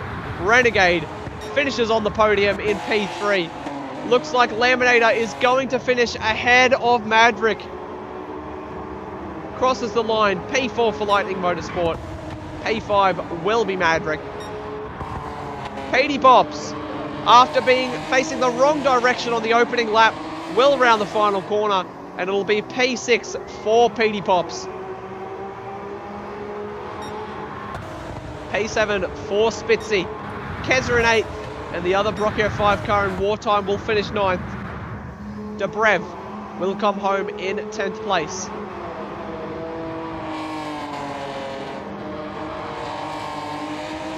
Rounds the final corner on the power for the final time. crossing the line. Last is Malevolent 1 in P11, and that completes the proceedings for Division 4 here at Yamagiwa. Wow, what a race. We were in for an absolute treat there. Lots of battles up and down the field. I love to watch that. That was spectacular. Wasn't it, Revs? Yeah, man, it was a great race. Quite a few different battles on the paddock. So, yeah, very interested to see what's going to happen at Le Mans. A few of these guys, well, especially Renegade, he's really good at fuel saving, and he did quite well today, considering that he pitted late and wore his mediums down. Yeah. So I'm doing two things here. So, Okay. put your Driver of the Day nominations down below. Yeah. We already have a few coming in. Who do you think your Driver of the Day is going to go to, Revs? Well, I was going to give it to Renegade till he made that little bit of a slip at the end. But my pick will have to be Sizzling Sausage. Considering that he was broken down on the highway, he rushed home, still got on the game, made it to the race, didn't get into qualifying, and qualified last to start the race, and came into a hot second. I think it'd have to be Sizzling Sausage. Yeah, absolutely. Can't agree more. P11 to P2, that's 9 positions gain in the race. Sizzling Sausage on fire with the fastest lap as well, mind you. Absolutely incredible. Great stuff by Sizzling Sausage. And we see, yeah, I'm seeing a lot of Driver of the Day Sausage. So Stranger said Driver of the Day Sausage. Shiza Driver of the Day Sausage. Corey Hack. Oh no, that's not Corey Hack. It's Mid-Pack Hack, which I believe is Freelix, who is sat out this season, and there's talks that he might return to the grid. Sausage Driver of the Day. VF says Sausage Driver of the Day. Dadson, Sizzles Driver of the Day. Yeah, lots of Sausage Driver of the Day. I mean, yeah, you can't really give it to anyone else, I feel. I mean, Snake Eyes were getting used to his domination here in Division 4. And Sizzling Sausage, missing qualifying. Fastest lap, P2. I mean, brilliant race. Awesome stuff for Sizzling Sausage, I feel. Oh. What is happening? Okay. There's some weird stuff happening on the OBS there. So, let's have a look at our official race results for Division 4 Round 7. Snake Eyes takes P1 over Sizzling Sausage in P2, who has the fastest lap. Renegade finishes 3rd, completing the podium. Laminator was looking so good for the podium, but unfortunately falls short. P4 for him. Madrick finishes 5th. PD pops in 6th after being turned around on the first lap. Spitzy in 7th, Keza Johnson 8th, Wartime 9th, the Brev 10th, and Malevolent 1 will complete the field in P11. And that's it for Division 4. So we're going to head for a quick intermission. Thank Before you go. Yes? Yeah, I just wanted to say congratulations to Snake Eyes. I know firsthand he's practiced so hard all season. I don't think there's anyone who deserves it more. Congratulations on being the Div 4 champion. Yeah, absolutely. Snake Eyes he's won every race so far this season in Division 4, won everything there is to win. So, I mean, just spectacular. He's put in the hard work over the off-season, and it's shown. Absolutely blitzing this Division 4 field. Congrats on the championship, Snake Eyes. The first in Sector 1 to be crowned this season. Yeah, very nice. And thanks for having me as RD. I've enjoyed it thoroughly. Yeah, thanks for joining us in the comms box, Revs. It's always good to have you in the comms box, and we appreciate you donating your precious time to the cause. Great league, great fun, a lot of good people here. I'm very happy to be in Sector 1. Yeah. Anyways, we'll be right back. Division 2 racing action coming right up. We're just going to have a quick intermission. Maybe go grab a coffee. I think there's some deeds in the fridge, in the comms box fridge, so we might go grab some of that. But we'll talk to you guys in a couple of minutes. We will be right back. Catch you guys. All right. Thank you for that. Yeah, it was good. All right. You too. See ya.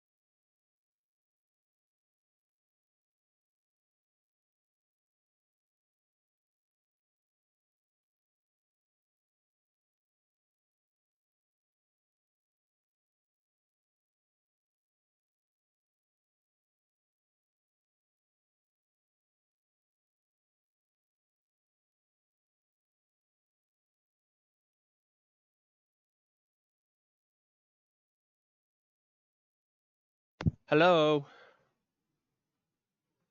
You here, Graham? Graham.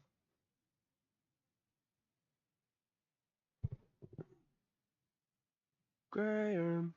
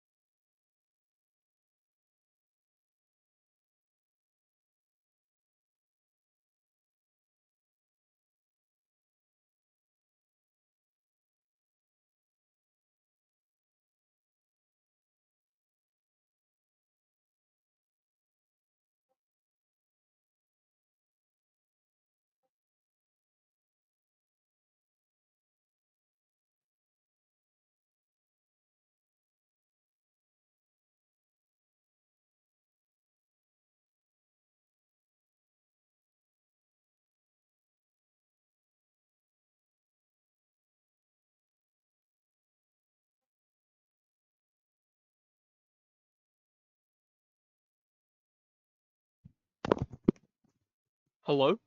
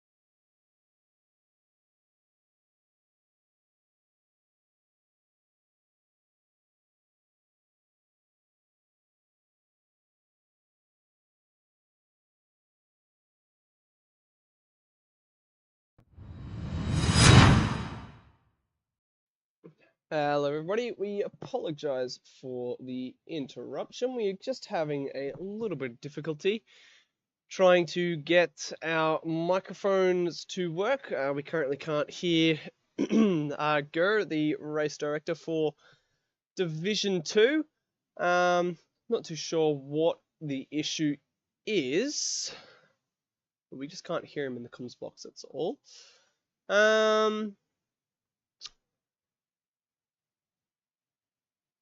Just trying to think what to do. Okay.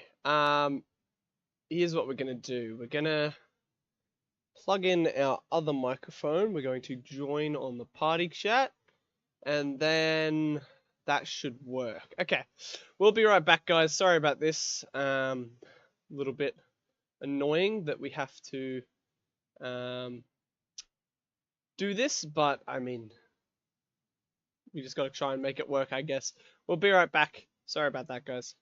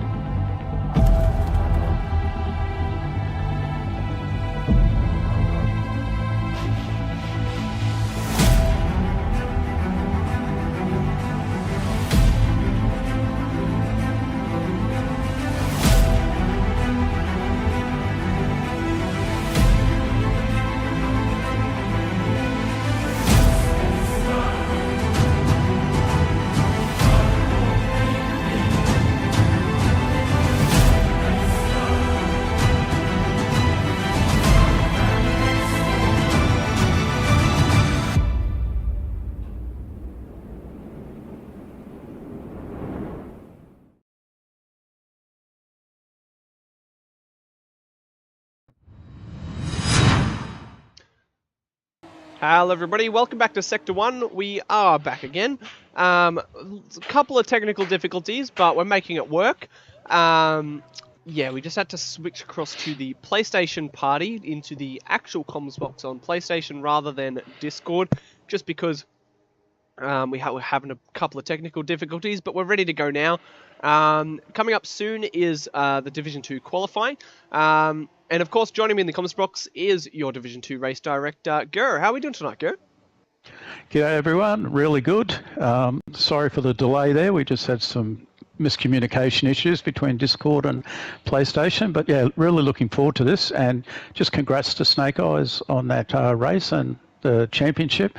And just also apologies, guys, for my voice. I've recently had surgery, and the voice was one of the things that was an unwanted side effect. So, cheers. Thanks for showing up tonight, Gur. It's always good to have you in the comms box. As we'll have a look at our track map once again for tonight. Kyoto Driving Park, round 7 here in Season 8. It's 4.9 kilometers, 15 corners, 32 laps, totaling a race distance of just about 150 kilometers. 4 times tyres, 3 times fuel. The racing softs are usable, while the racing mediums are mandatory.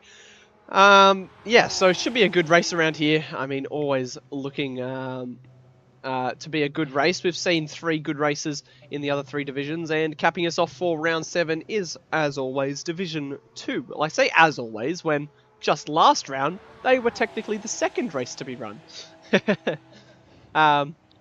We'll have a look at the race strategy as well. We've had a look at this once before, but we'll have a look at it again. We have the possibility... Well, last race in Division 4, we saw the 2-stop, and I think that's about it. We didn't see the 3-stop or the 4-stop. I like to think of the 3-stop as Muffin's Magic. I think he's the one who came up with it, but well, he's the only one that ran it successfully, I think, over the last few weeks. So if we see an appearance of it, I reckon one of these Div 2 guys will take the gamble and go for the 3-stop. And we did see that it was technically possible to do the 1-stop, a medium to medium 1-stop, but Petey Pops bailed out of that one. Last minute call landed him with a penalty, unfortunately. Late dive into the pits. But yeah, interesting to see how things shape up, isn't it, Graham? Yeah, absolutely. And just looking at those strategies, it's quite interesting. There's a divergent strategy within the 2-stop as well, depending on when they take fuel on and on what compound tyre they take. The extra weight seems to make a little bit of difference. And as we've seen in the 3 races, both the overcut and the undercut can come into play. So be very interesting. Yeah, it all depends on the amount of traffic present on the track at the time of your stop. We saw that with Keza, he took his soft stint early and finished with the mediums, but he was in traffic for the start of the race, and he never really got to capitalise on that first soft stint, and he ended up floundering at the back towards the end of the race, unfortunately. So it's all about strategy, where you qualify, and where you find yourself at certain points of the race, and the people around you that can really influence what tyre you take at certain points of the race. So interesting to see lots of strategies that could all be converging at the end of the race, and yeah, just so many different variations of those strategies, whether, as Gur said, whether you take that at the start, middle, and that medium stint, like, it all just depends. So very interesting, and I think Div 2, we've seen it time and time again throughout the seasons. These Div 2 guys, they aren't afraid to throw the chalkboard at the steering wheel, and whatever works on paper, they're not scared to get in the way and give it a crack, see what they can do with the strategy chart, see if they can make one of them work that didn't necessarily work in another race. So yeah, interesting to see. So before we jump into qualifying, very quickly, we'll just have a look at the standings, the Pro Plumbing Group Division 2 standings. Evil Evo leads the way after a great race last time out at Autopolis. Leads by 3 points over Dadson in second place. We have Lunacy third for Black Rose, last season's runner-up. Or no, he was P3 in the end, I believe. He lost it on the final day to Evil Evo, I should say. Blind Man in fourth for Hooncorp Esports. Tim Durags takes fifth at the moment for Kung Fu Racing. Stickers, the head honcho over at Lightning Motorsports, owns 6th place. Mr. Bumcrack, 7th, the team owner of Kraken Esports. Old Wakey for Black Rose, he's sitting out the rest of the season, not for any specific issue, just the dates don't line up properly for him, so he won't be going any higher in the championship, unfortunately. He's 8th. Black Friday 9th for Red Mist. Karen Unleashed 10th for Deeds. 11th is Race Fan for CP Motorsports. Cruisin' in 12th for Kung Fu Racing. And Oz Patstar completes the grid in 13th for Doghouse Motorsport. Now, we do have a fill-in driver tonight. We were supposed to have 2. Revs, who was just in the comms box, was going to fill in for Division 2 for his teammate Cruisin', who was unable to make tonight. But we also have a fill-in, Sizzling Sausage, a familiar name from last race, finished P2. He's back here, he wants another go, and he's filling in for Evil... Oh wait, who is he filling in for? Black Rose. Black Rose, Wakey, yes. I think. Of course, yep. yes.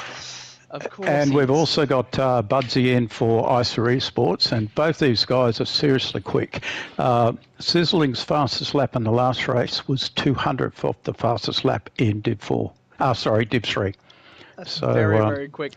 Yeah, and that Div yep. 3 lap was not slow either. That was on par with Division 1 pace. So Yep. these guys absolutely rapid. I don't expect them to be floundering around at the back like we typically see fill-in drivers to do. These guys are men on missions. They're going to absolutely try and blitz this Div 2 field and show everybody what they're made of. So I say we don't stick around any longer and we let these guys go at it with their 10-minute qualifying session. What do you say, Go? Yep, just setting them all up. I've given them notice. So quali is go. And what colour is your big button today, Gur? Always green. Always green.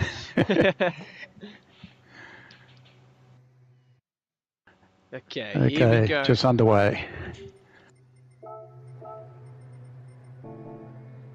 And the 10-minute qualifying session for the Pro Plumbing Group Division 2 is underway. We see the first few cars making their way out on track. I do not have my keyboard.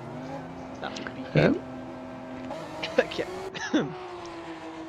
Dadson, the prospector, P1 out on track at the moment. The first driver out of the pits. Number 44 famously took the Division 3 title in Season 6. It's his second division competing here in Division 2. And he is a man on a mission. Was the championship leader last race, but he's dropped down to second after the rain refused to play fiddle. And yeah, he's only 3 points astray at the top. We'll be looking forward to a good result tonight. He's already written himself off, but if he's come this far, I mean, he might as well finish it off hard. What do you reckon, Gur? He is your TO. Yeah, absolutely. No, he's up for the challenge. But across the division, I think while there's a crack of a race, 3 points separating first and second, any of the top half dozen drivers, with this race and the endurance race coming up, it's still open. Absolutely. As you say, like with the endurance race, it's 3 points that separate Dadson and Evil at the moment. But a race win in the Enduro compared to a P2, that is a whopping 6 points. That any margin between P1 and 2, it doesn't matter if it comes down to that final race, and that's 6 points immediately, just bang. And add a pole position onto that, and a fastest lap in the Enduro, that's a 9 points. It's far from over this this championship race. And everything that this track can throw at this race as well. So in the practice, pretty much the whole field were within a tenth or two of each other, and a couple of sneaky mid-25s in there too. So this will be a cracker of a qualifying and a race. Yeah, absolutely. Race fan for CP Motorsports. He's had a bit of a quiet season. He's always been a front runner in this Div 2 field the last few seasons. We're familiar seeing him on our screens. Sizzling Sausage, P2 last time out in Division 4 just a moment ago. Back out on track. He's hopped into Old Wakey's car this time. Tim Durags, fourth driver out on track in that orange Kung Fu Racing car. We see fifth Here's Mr. Bumcrack, the Kraken Esports, sporting that purple number 7 banner. That, of course, signifying that he was last season's Division 3 championship winner. And he stepped up his game to Division 2. And he's here to fight. And fighting he is, absolutely. We see Here we go with the times. Yep. Oh, yep. First one's coming in. Dadson, 26.2. Race Fan, 600s ahead. Quick lap from Race Fan. Sizzling Sausage, 0.6 astray. But Tim Durags to the top of the times. Evil Evo straight to the top. A great lap from Evil Evo for Doghouse. Solidifying himself at the top of the timing charts. Still a few more laps to come, though. Budsy. Stickers That's a great banker to have. Yep, great banker to have. And as these tyres come into play on the second and third laps, the times will plummet. Absolutely. 25.7 for a first lap. Holy moly, what a lap from Evil Evo. He'll be very happy with that. I think that is going to... they're going to struggle to beat that, I reckon. Tim Durags, P2. They'll be stoked with that. And he is at 10th and a half purple as well. Stickers, third. Great lap as well. Black Friday... punching above his weight here, the 777 Red Mist car. P4 at the moment, 300ths astray of Stickers for the top 3 and marginally ahead by 700ths of Blind Man. Has to settle behind for 5th does Blind Man. We see Bumcrack behind as well. A lap good enough for 6th. Race Fan and Dadson, it looked like they were quick laps at first, but they've dropped to 7th and 8th. Unfortunately, let's see if they can improve this time round. Dadson does P5. Good lap for Dadson. Race Fan improves to P6. Goes 12 thousandths behind Dadson. And Dadson and Race Fan, I said that gap between Black Friday and Blind Man was very, very tight. But, 25.4 for Evil. Oh, that's a great lap. 25.4. That's Div 1 pace. Well and truly. Black Friday to P2. Stickers sets a lap for P4. Karen Unleashed into P3. Lunacy can't really get going. Sets a lap good enough for... as we see Brent going off the track there. Karen Unleashed. Potentially. Maybe. So Lunacy goes 10th fastest with a 26.2. I'm sure he has a lot left in the tank.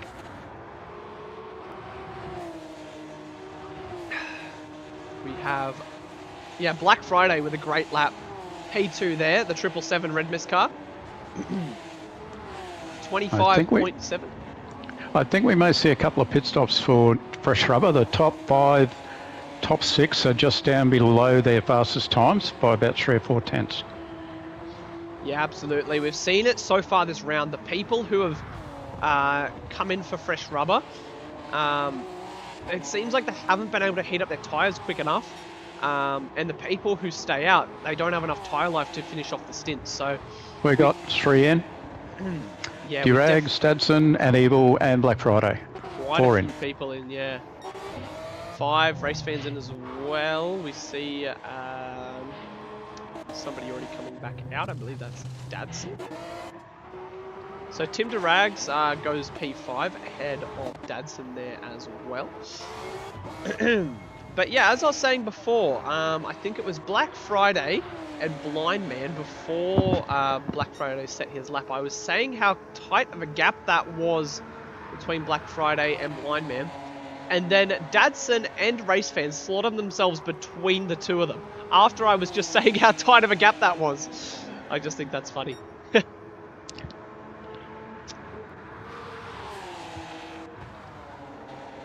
Don't think anybody... Actually, pretty much... No, pretty much the whole field are on fresh tyres.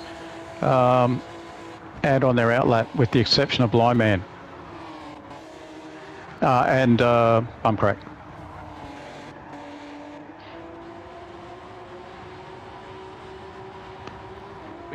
Bumcrack must have had a... Oh wait, what's happening? Why is everyone's lap red? It's a bit of a timing glitch from GT. It's a bit annoying. Yeah, it's showing down to 7th is showing as outlaps. As we see Bumcrack, you said was on a lap. So is Blind Man. Oh, Blind Man. Big moment there at the hairpin. Or is he just trying to warm up his tyres?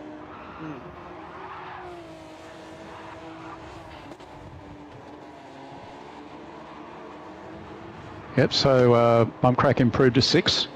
That's a great lap from Bumcrack. He'll be very happy with that. Pretty much a 26 flat. Yep. Very good lap from Budsy. He'll be happy with P8, the Division 3 driver. Somebody who won't be happy at the moment is Dadson down in P7, but he is blue. Into the chicane now. Let's see what he can do. On the power, up the hill. This is looking very good. He's 2.5 tenths up. This should be good enough if he can hold on to it to put him into the top 5. Through the hairpin. A little bit far from the apex, but shouldn't lose him too much time. Let's see what it's looking like now. Still 2.5 tenths. He's gained a little bit of time. Into the chicane. Oh, a little bit wide. Manages to hold on to it for now. Final braking zone. Gets the late apex. On the power. And down towards the line. Let's see what it's going to be. Watching the time tick over as you barrel down towards the start finish line. What's it going to be? He goes P6. Yep. Can't quite get into the top 5. There is literally only 7 tenths between P1 and P10. Oh, yeah. As Durags momentarily went second, but then it was immediately taken out by Black Friday, who re-solidifies his P2. Oh, wow. This is a very tight qualifying session. Look at these gaps. Holy moly. As Lunacy gets his bit in there as well. Goes P6. Oh, my goodness. And that pushes... Yeah, so Race Fans put a lap in, Lunacy's put a lap in, Bumcrack's put a lap in, and that's pushed Dadson, who was P6 a moment ago, down to P9. Budsy was P7, and now he's P10. Oh, Evil Evo's hit the wall. Oh, that's disaster. How's he done that? So we have a look on the Liquid Solutions action replay. Riding on board with Evil Evo through the chicane, down the hill. As he was down on his lap time and he stepped on the brakes and inside curb. Oh, it was the second curb. It's thrown the car, kicked up a fit, and he's bounced into that inside wall, unfortunately making contact. And this is the final lap. Bumcrack's in the wall before the last corner. That's disaster for Bumcrack. So we got Tim Durags crossing. This is his last roll of the dice. Doesn't improve. Can't improve. Well and truly down. No improvement from anybody. Race Fan? Race Fan does improve. P6. As well. We've got Karen coming to the line. There's Karen. P4. Doesn't improve. Not seeing and much Stickers. No, Stickers has had a bit of mischief on that lap. Pat Star and... Blind Man improves. Sizzling Sausage doesn't go anywhere. Neither does Pat Star. And I think it's just Bumcrack and... who's that in the background? Somebody else who is down on their lap time, but that's all she wrote for Division 2 qualifying. And less than 7 tenths between P1 and P11. Incredibly Such a tight field here. All right, we'll just give the guys a couple of minutes to get their tyres sorted.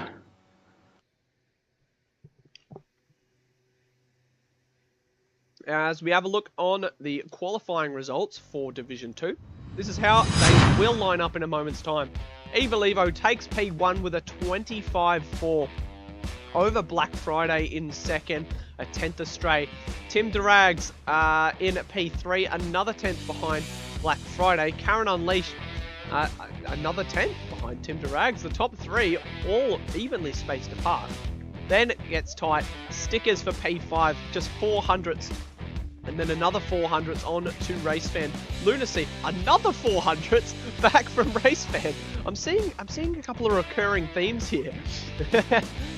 We've got Lunacy, P7, Blind Man in 8. We have Bumcrack 9th, Dadson 10th, and Budsy 11th, Patstar 12th, and Sizzling Sausage will be starting on the back row of the grid. Wow, what an exciting qualifying session. A few tails up and down the grid. Very, very exciting stuff. This Division 2 grid, always so tight. I always reference back to that awesome qualifying session that happened in this Division 2 field all the way back at Road Atlanta in Season 6. I had the honor of competing in that race, and oh my goodness, the top 10 was separated by, I'm not even joking, 2 tenths. It just sets a standard for this category here in Division 2 that we love to see week in, week out. Such tight qualifying sessions and battles on track. All right, I think the guys are all ready to go. I've given them the warning, the 1 minute warning. I'm just eating a cookie, sorry.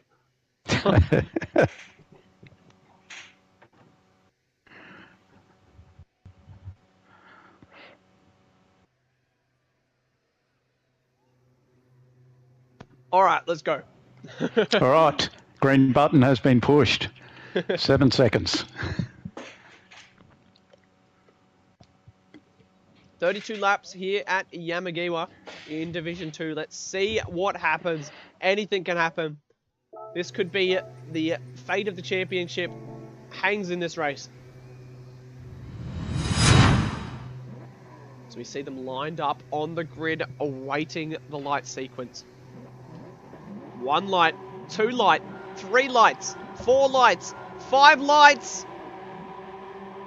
Out and racing here at Kyoto Driving Park for round 7, Division 2. Barrels down towards the first turn. Everybody gets off the line cleanly as we see Black Friday solidifying his second place over Tim Durags. Somebody being shuffled out wide there. I think it was the orange car of Bumcrack in the background. He drops a couple of positions as everybody continues up the hill. Evil Evo retains his lead. Up the hill, over the crest. Everybody makes it through the first few turns cleanly as we see Stickers and I believe that was Karen, a little bit of rubbing on the apex of the corner there. Down the hill towards the chicane now, I should say. Dadson losing touch with Blind Man at the moment. Everybody seems to be making it through all right. Yes, they do. Evil Evo up the hill, round the corner towards the hairpin now. We see a move in the background. Stickers. Oh, thinks about a move down the inside of Durags. Can't quite get it done. As we see Durags on the curb. Blind Man making up a couple of positions there. And as they all come through the second chicane now. That's a clean first lap, I believe. Final corner now. They made it through the tricky stuff. Now they've all got to do it all again. 1 of 32. So we see Stickers showing the nose on Durags. Fires it down the inside. Late lunge from Durags to try and cover Stickers. Thinking about a move on Black Friday. Can't quite get alongside Stickers. Oh, they see Karen in the background. Oh, into the wall. That's disaster for Karen. He's dropped all the way to the back of the field. That is disaster as we see somebody, I think, redressing in the background. No, it's just Karen who's gone off. So that is absolute disaster for Karen. On lap 2 of 32. That he will not be happy with that one. As we have a look on the Liquid Solutions action replay. See how he's done this. Through the first turn, he was pushed a little bit wide by the attacking race fan, and Blind Man tried to follow him through. Oh, Lunacy's off through the S's. Oh no, that's disaster. Lunacy off the track. Yeah, he managed to get back on without hitting anything, but he lost a lot of time and down to P12. Let's see if we can catch what happened to Lunacy here. And oh, it was race fan and Lunacy. Oh, a race fan lost it on the curb, and then Lunacy had nowhere to go. That's nobody's fault, but oh, disaster for Lunacy. You hate to see it. I mean, you can't really blame Race Fan. He got it stuck up on the curb and it spat him out sideways. We saw it happen to Evil Evo earlier, and that just caused Lunacy to end up in the barrier. Speaking of Evil though, we have Evil Evo in P1 at the moment, ahead of Black Friday. Yep, and being early in the race and there's some different strategies happening, do you want to quickly go through we'll leave the fuel out, but just a very quick tyre update so Yes, the viewers thanks, can work out what's happening? Yep, no worries. So, yeah, good start to the Pro Plumbing Group. Div 2, we've got Evil on softs, Black Friday on mediums, Stickers on softs, and Durags on mediums, Blind Man mediums, Race Fan mediums, Dadson mediums, Patstar mediums, and actually mediums back through the whole field. So we do have a couple of guys running on softs, P1 and P3 at the moment. That's for APR Automotive. Thank you, Gur, for the APR tyre and tyre update. So yeah, that's very interesting. That's why Stickers has been looking very racy. Why do I keep clicking this? Okay. Yeah, so that's why Stickers has been looking very, very racing in the opening stages, and he's looking to try and find a way past Black Friday. All this means is that Evil Evo is just marching away. He's already got a 2-second lead, but remember, he will have to take a medium stint somewhere in this race, same as Stickers. And Stickers has got P2, or he's just up beside him. Side by side, and he does get it done. A full car length in front of Black Friday, and he'll hold P2, and now he can charge on to Evil Evo, which is looking like a tall order. The further along we get into this race, we're already on lap 4, that gap out to 2.2 seconds. Looking down the order now, we have Race Fan and Blind Man, I should say. Yeah, these guys battling it out. Dadson not far behind as well, P7 for him in the background. Do we see him move from Blind Man? Dadson, shows the nose to Blind Man. Has to pull out as the move didn't open. Big slide from Blind Man. That opens things up for Dadson. Not quite. Dadson's not quite close enough to capitalize on the error from Blind Man.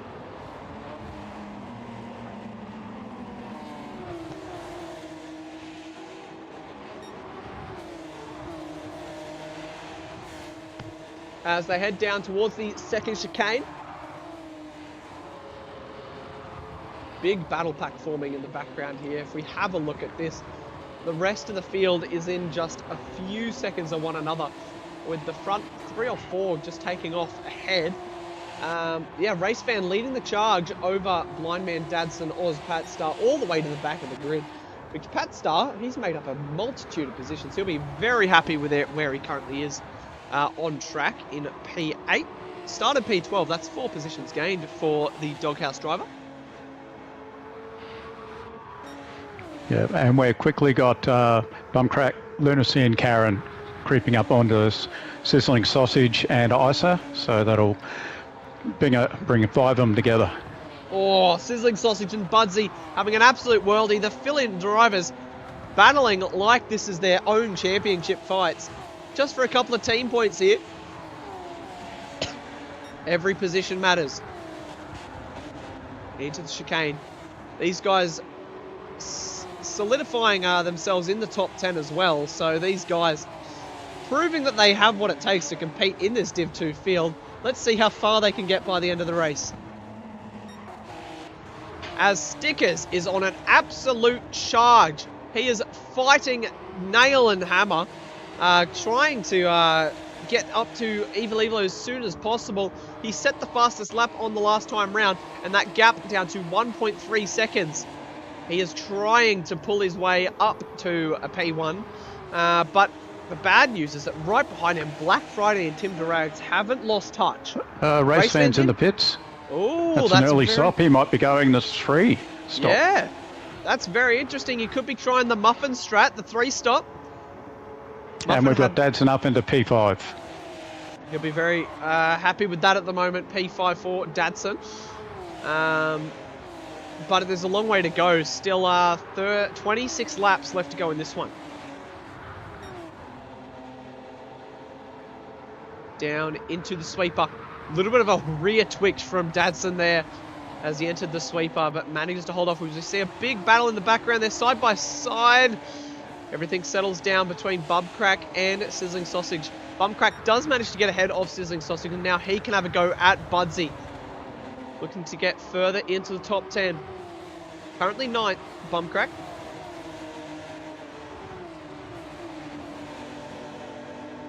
Into the hairpin now. Things have really closed up. Evil Evo, 7/10 ahead of Stickers, who is 7/10 ahead of Tim Durags, as Black Friday's dropped down a position. Very, very interesting.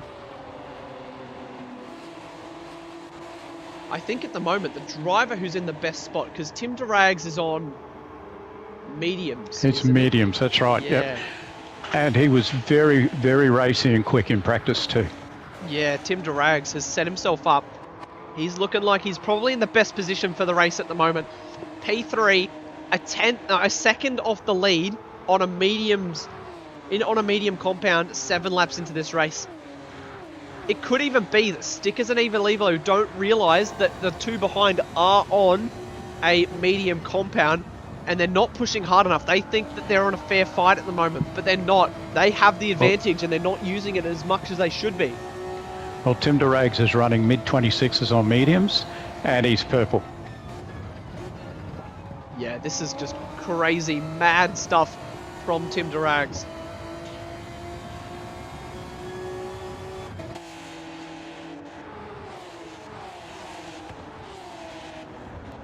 Yeah, Dadson's just inking out a little bit of a buffer over Blind Man, and Budsy is still holding off Bumcrack.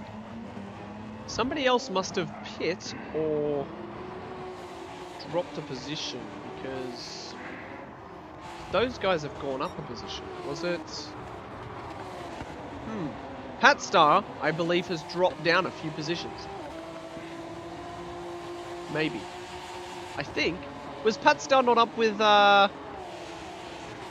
race He fan was sitting around. He was sitting around 8th, I thought. 8th or not, 7th or 8th. Yeah, so Bumcrack and Budsy have got the better of Pat Star and have gone ahead up a position. Maybe a mistake from Pat Star has seen him a little bit further down the order.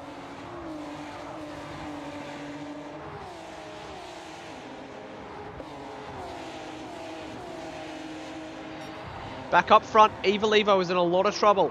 Stickers, hot on his heels, 2.5 tenths at the moment. Evil's just bumped into the 27s, where the two behind are holding 26s.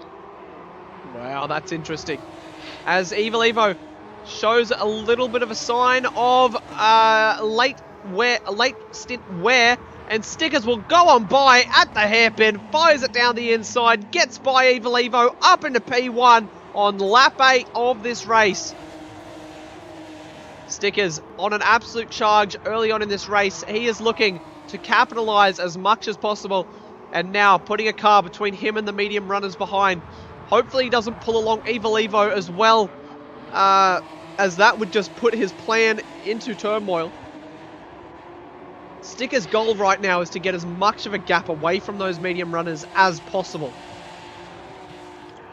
Yeah, I've got to say, Tim Durags, an absolute model of consistency from lap 3 to current lap. He's been pretty consistent mid-26s on the mediums. Yeah, Tim Durags and Black Friday are really in with a great shot of a good result this race. Oh, Stickers a little bit wide there. And Tim's purple. If Evil Evo loses the position to Tim Durags on the medium tyre, what does that say for his race? And actually, something has happened while we were talking. Race fan on the fresh tyres has got fastest lap at 26.1. Wow, that's a quick lap for Race Fan. As Evil Evo is warding off Tim Durags, a slight little bit of contact, a little bit of bumping on the apex of the corner. And now that leaves Tim Durags vulnerable to Black Friday, who showed the nose but backs out of the move at the last moment, probably for the best, trying to avoid contact there into the second chicane. Will we see the first two drop in this lap or next lap? Their right-hand side tyres are severely stressed. We'll have to wait and see who makes the call.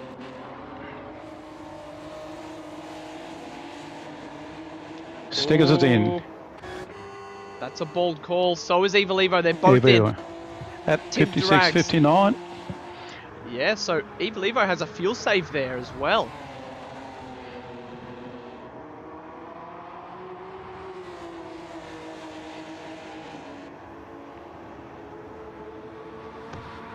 As these guys head through the S's up the hill, Tim Durags and Black Friday have done the hard yakka in the first stint, and now they've set themselves up for a race win. A third the way through this race. Let's see what they can do. Are they going to work together, or are they going to battle? Are they going to squabble like a bunch of children around candy? We'll have to wait and find out.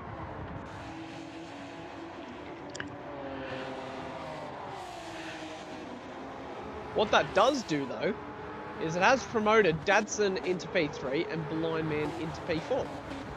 Bumcrack up to P5. So Dadson's been able to pull out about 2.7 seconds on Blind Man. Hornet Charge at the moment is Dadson. Yep. So I think from memory the guys came in between about lap 11 and lap 13 on the mediums in the Div 4 race, and pretty similar in the Div 3 race. So Race Fan has gone even quicker with a 26 flat, and he's purple through the final sector. Bad news is he's just tagged onto the back of this midfield pack, and he's got a lot of traffic. He's going to have to navigate through this quickly to minimize the time loss. This is the worst case scenario for Race Fan. As Blind Man's in on lap 10, that's a weird lap to come in. And the guys in front of Race Fan are on pretty worn mediums, and Stickers is on new mediums, where we got Race Fan on softs. What tyres did Evil Evo put on, sorry? Evil's running to medium, and a different strategy to Stickers as well, fuel-wise. Yeah, which, hang on a minute, what? Oh, you said different strategy fuel-wise, so Evil Evo has filled probably filled to the end. Yeah. Yep. Because that's actually really interesting, because Stickers has put in less fuel and he's been thrown straight into the middle of this battle pack. But Evil Evo hasn't put in any. I mean, he's filled up, and that's dropped him behind the rest of these guys. And now they will have all done their stop, and he's going to have fresh air. This is a genius stroke from Evil Evo if it works out, to get that fresh air and gain easy time on Stickers without even doing much. And he's not going to need to put in any fuel at the end of this stint as well. This could be a masterstroke from Evil Evo. Yep, and Black Friday is picking up a half-second penalty. He incurred just running a bit narrow on the S's. Yeah, so that lets Tim Durags go, which I believe this should be an in-lap for most of these guys. So we see Bumcrack very hard to burn the penalties. Here too on the main straight, it's an absolute killer. Yeah. Halfway through the straight, it means you can't really get up to speed. You lose so much time from a half-second penalty, because we see Bumcrack running wide, barely keeping it on the track. He's under pressure from Budsy. Budsy looks to the inside. Oh, almost crashes into the wall there on exit. Down the hill, we see the two green cars of Budsy and Stickers. Through the sweeper, Stickers gets the inside line, will go through on Budsy, and now he has his sights set for... Oh! Sizzling Sausage almost lost it on the exit curb of the sweeper. And Race Fan has just picked up 2 spots there on the one straight, corner to corner. He's in P6 on a charge. How has Race Fan managed to get himself up into P6 so early? He's on the faster strat, the aggressive strategy, and he is clearing this traffic, parting the cars like Moses to the Red Sea. Stickers has cleared Bumcrack as well. And now he has his sights set for Dadson, 5 seconds down the road. Let's see what happens. Is Tim Durags in? Yes, he is. Black Friday will go around again. Now you have to ask the question, is he looking at a one-stop, 16-16? I want at least somebody to try it. Please. Make my Christmas wishes come true, guys. I want to see somebody do the one-stop, 16 lap mediums. I just want to see how it stacks up. The 16 on softs are very, very hard. I mean, you don't have to use the softs. Just keeping mediums, that's right. Yeah. I mean, it's possible. It's a strategy that is viable. It has been tested. I've seen people testing it, but unfortunately, people just don't like the feel of the mediums, and they want to chuck on a pair of softs or two. I mean, to be fair, it is such a short transit time around here in the pit stop that you really, I mean, it does lean towards more pit stop races as opposed to lesser ones, as the time gained by staying out as opposed to the time loss, it's just not worth it in a lot of instances. Hence why I don't think we've seen many or any one-stop medium to mediums. Stickers closing up that gap already. 3 seconds to Dadson, already slashed. 12 laps in. 13 laps in, I should say. Yeah, we should see these guys box on this lap. Yeah, Stickers took that early stop with Evil Evo, so... Black Friday's around again. Oh, now we really have to question it. Come on, Black Friday, do it. And Dadson. So they've certainly got a lap or two in the tyres. I really want to see him do it. Just to add another spark to this championship and race that we've seen. This race weekend, or 2 race weekends, I should say. I mean, the converging strategies is what has made this round so far, I think.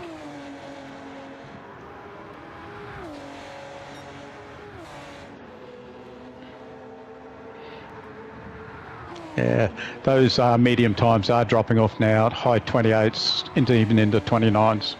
Yeah, absolutely.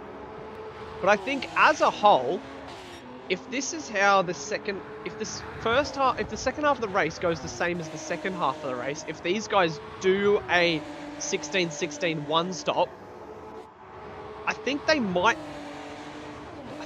be in with a shot, or at least half a chance. I think as they're approaching this halfway mark, or maybe not, it's hard to call at this point of the race.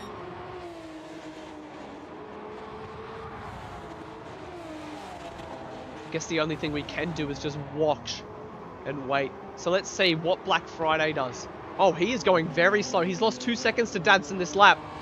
Yep. Is he going to come in, or is he going to go around again? He goes around again. They're trying it. They're going for it. Dadson's in. Dadson in. Oh. Black Friday goes for 15. Race fans in as well, lap 15. So he is definitely doing the muffin strat. 33, right on the money fuel usage. So Black Friday, he's stayed out, and now he's essentially net 0. So net, he's essentially lost an entire pit stop by staying out. If that makes sense. Because now Stickers is right behind him. And he hasn't pit while Stickers has pit. No, and Stickers fair on medium is about to feel a fair bit of pressure from Tim Durags. Tim just set at 25.8 and he's on softs, so with the same fuel load, so it'll be on. Yeah, absolutely. But at this point in the race, you've seen... Oh wait, no, Stickers still does need to take his medium stint. So it's not all doom and gloom for Black Friday, because this means that technically, as we said after the first stint, Tim Durags is still... Stickers for the lead.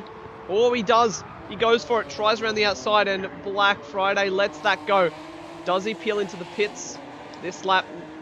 Oh, he goes around again. I thought he would dive in, but he went for the I reckon slipstream. he'll run around to about 21, 22 Stickers. And the sleeper here, of course, is Evil. Heaps of medium tyres left, fuel to the end, and he's only 4.6 off the back. Oh, wow. This could be an absolute masterclass from Evil Evo if this works out his way. Staying out of the traffic, getting his head down, putting in some clean and fast laps. And does he have better tyres as well? Because I wouldn't be surprised as opposed to Stickers, because Stickers have been battling. Oh, no, in line with Stickers, but a fair bit of the mediums left, and he's pulling mid-20, he's mid-26, low 27s on mediums. Oh, that's right. Evil Evo's on the mediums. Yeah. Okay. He'll come home with a bang on softs. So And if that anything, means, he'll only need a splash of fuel if that. So he's already taken the fuel penalty for the to fill up. yeah. So he has the opportunity to just fly past these guys when it comes time. As Stickers and Tim Durags are battling for the lead.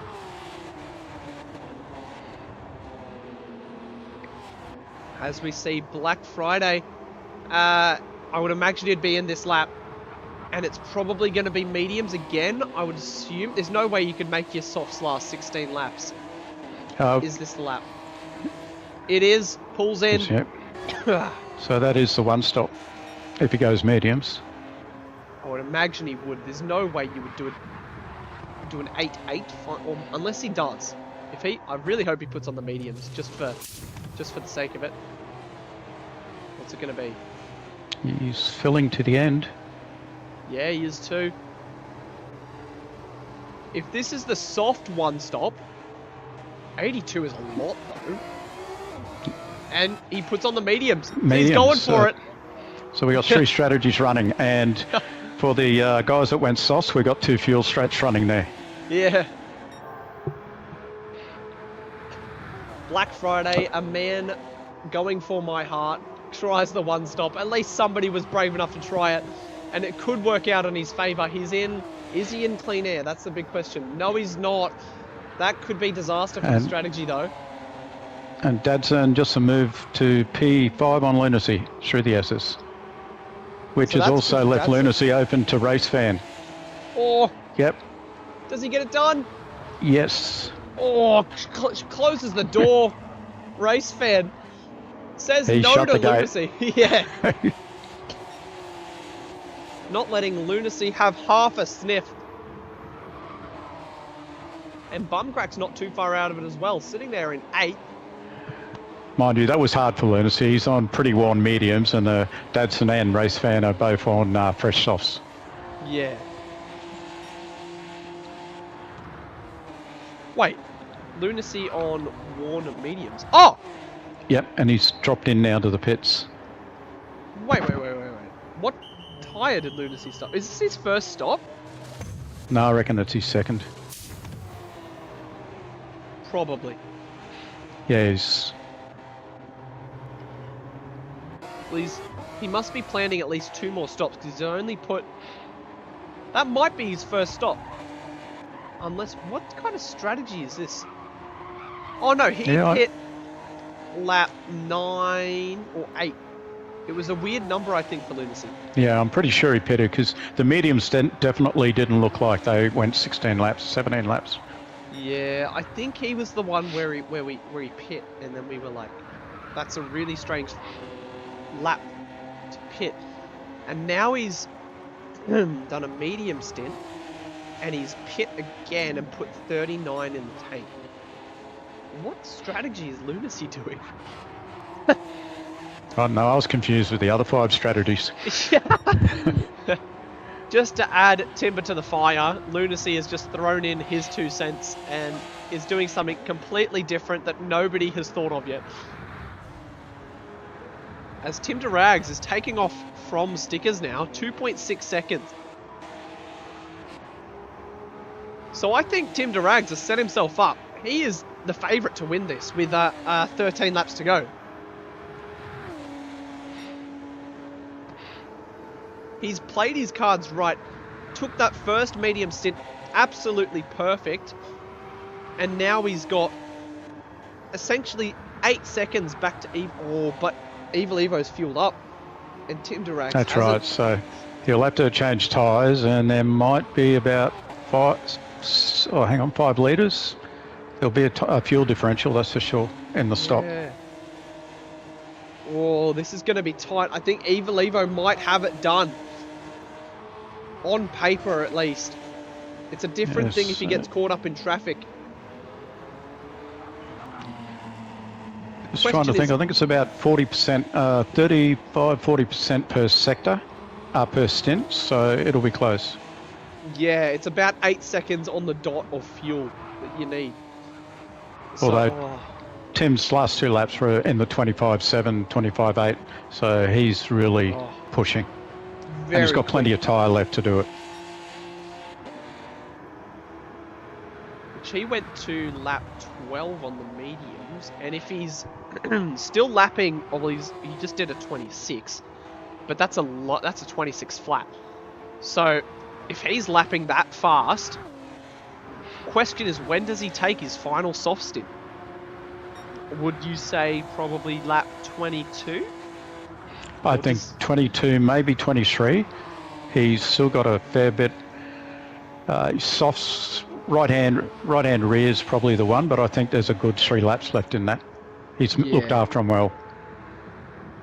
And he's definitely got 3 laps of fuel. Yeah.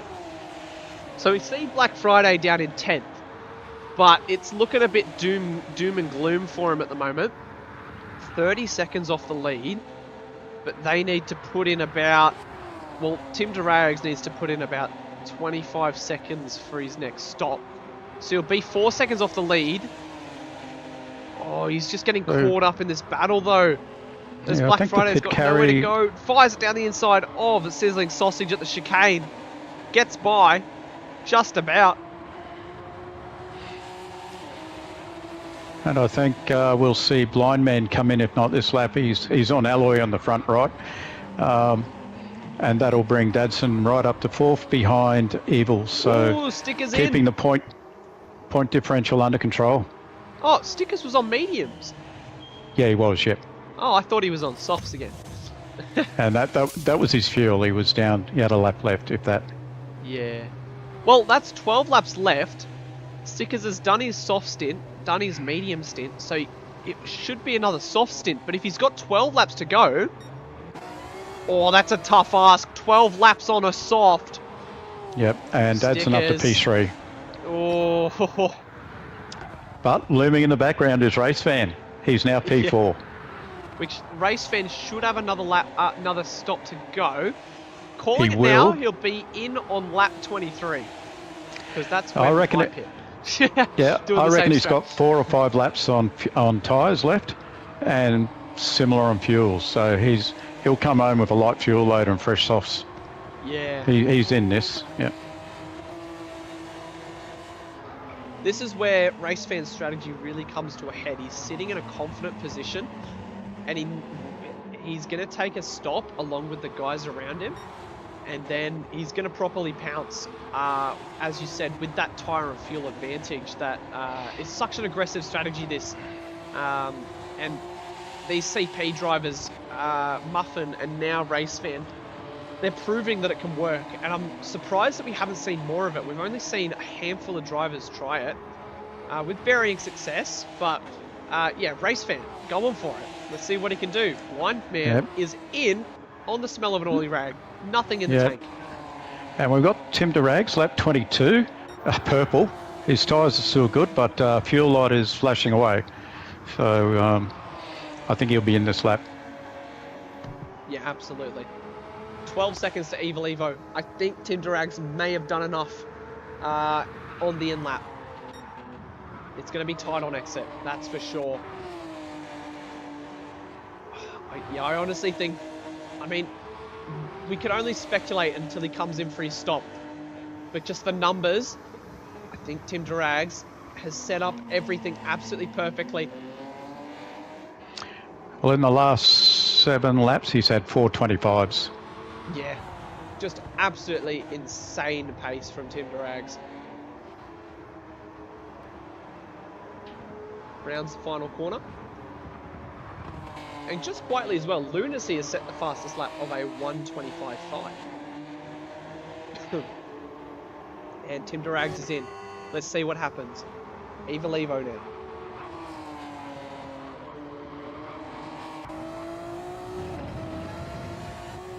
Where is the camera? That's the camera. Let's see what it is. No, Evil Evo's going to get him well and truly. Holy moly. Yep. That is a massive gap. That's way I more think than he's overfueled, maybe. Oh, he's a lot of fuel. So much fuel. Dadson and Race Fan fighting up the hill. Bumcrack's in, Budsy's in. So I think, what's Dadson looking like for tyres and fuel? Softs, he's probably got 2 laps left in that, but fuel 2 laps, so So he's very not shortly. going to go to the end, yeah. No, he did run to, I think it was lap 13 on his first stint, lap 13, 14. Yeah, so he should be in this lap, yeah. Because he pit lap 14, so it'll be 9 and 9.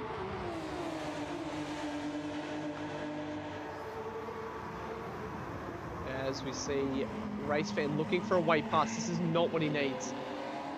Actually, I think Evil will need to take on a bit of fuel, but he's got a 9-second differential back to Durags. Yeah.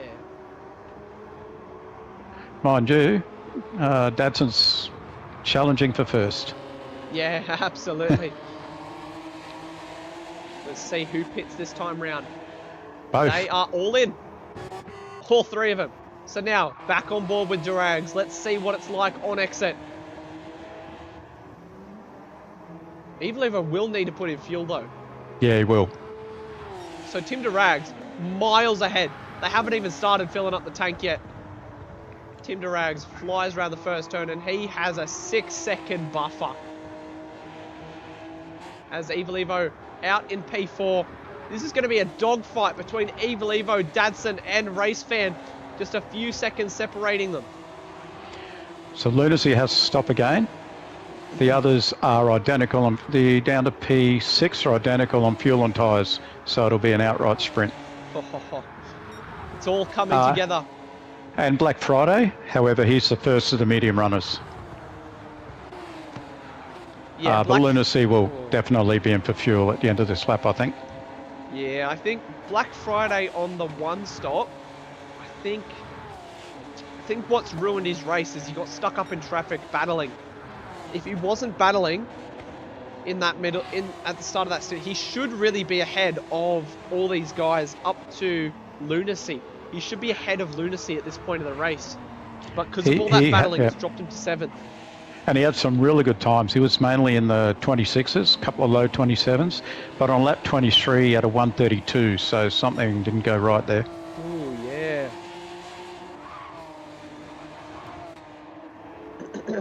As Tim Durags crosses the line to begin the 25th lap of 32. Sets a personal quickest lap of a 25.590. Just a couple of hundreds away from Stickers, who is charging.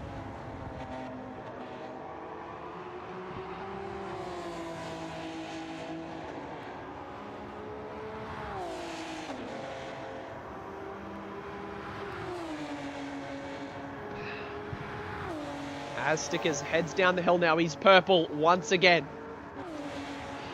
Lunacy under pressure from Evil Evo. Evil Evo is purple. Definitely got his ears pinned back. Dadson would be looking at this battle ahead with... Oh, never mind. Was going to say, hoping that Lunacy holds up Evil Evo, but it doesn't play out that way. Lunacy concedes to Evil Evo straight away. I don't know how much fuel Lunacy will have when he gets into the pits, but it won't be much. Yeah. As Dadson looking for a way past Lunacy. Lunacy lets him through. That's good sportsmanship from Lunacy. Knows that those guys aren't a part of his racing, just letting him through. Love to see it. He is entitled to battle with them, but he knows to pick his battles, and he knows that that's not the one.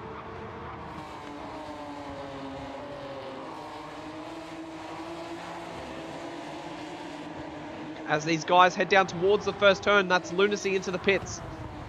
On nothing as well. The smell of an oily rag, just like Blind Man when he came into the pits. But as it stands, Tim Durag 6 seconds ahead of Stickers. Evil Evo and Dadson, half a second. This is a very big battle in the championship. P1 and P2. Absolutely. Let's see what happens. If Dadson can get the better of Evil Evo, I believe they'll be close to even on points. 1 point in it, I think. Oh no, it won't be. It'll be still 3 points because Evil Evo took pole position. And tyres and fuel are identical for these two. Yeah, they pit at the same time. The gap about half a second at the time. Now it's at 8/10. I think Datsun really struggles through the sweeper and through the chicane. Loses touch with Evil Evo, but then the first half of the lap is Datsun's strong suit, and he really catches back up. Even this back half of the lap, you really see Datsun pushing through, catching back up, 6/10 the gap.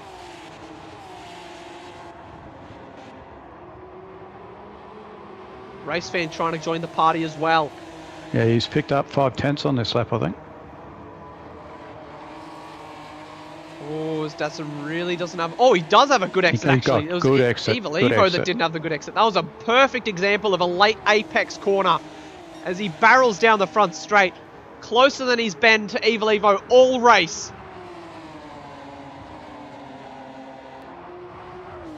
And he'll add the slipstream on the downhill. Absolutely. Could we see a move in the sweeper for Datsun?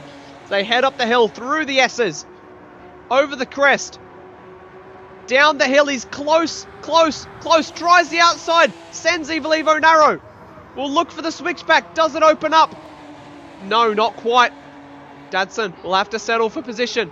Gets the run on Evil Evo though, whose line was compromised through the sweeper. Down the hill. Datsun looks to the outside. Can't quite get the move done there.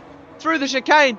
Race fan has a box view seat of this battle, this championship battle. Datsun tries around the outside. Now race fan's getting involved. Has his nose up the inside as well. Datsun in amongst it as well. Oh, there's a little bit of a contact. A domino effect, a constantina. Race fan drops off the back. But Datsun still up underneath Evil Evo's nose.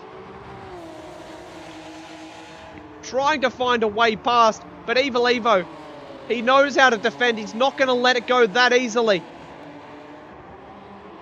On the run down the front straight. I was just going to say, great defence on the inside by Evil Evo. Absolutely. 1/10 separates them. Datsun thinks about a move. The door's left open by Evil Evo, but he comes back for the late apex. Datsun can't quite have the slingshot through that corner. 3/10 between them. Race fan just sitting and waiting. 0.17 behind. Down the hill now. Datsun looks to the outside. Evil Evo goes narrow once again.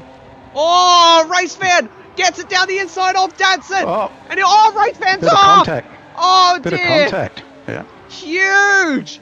That is absolutely massive. And race fan has been pinned into the wall. Let's have a look on the replay. See what's happened here.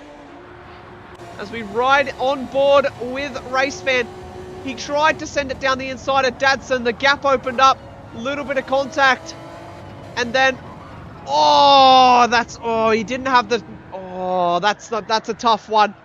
I think that's all it's going to... I don't think the stewards will have anything to say about that, unfortunately, because I think it all comes down to the significantly alongside of the regulations, whether race fan was up to that A pillar, I believe it is in the regulations. So whether Datsun was entitled to give him room or not, we'll have to see what the stewards have to say. But now the gap opens up to over a second from Evil Evo to Datsun. 1.1 it is. And that's brought Black Friday within half a second of race fan on the one stop. Absolutely. Black Friday, things are starting to play out for him. I mean, a P6 on the one stop is not bad at all. And his times are just sensational for medium running. Yeah, absolutely. 26.9, 27.3, 27.5. Evil Evo just needs to get his head down and drive away from Datsun. Just a few laps remaining, but Datsun doesn't want to give up chase just yet. How good does this, if the points stay like this, or even if they reverse, how good does this make the endurance race coming up between these two? Absolutely. The gap, if it stays like this, it should be out to, I'm going to say 7 points. Because the pole position and then 2 points between third and fourth.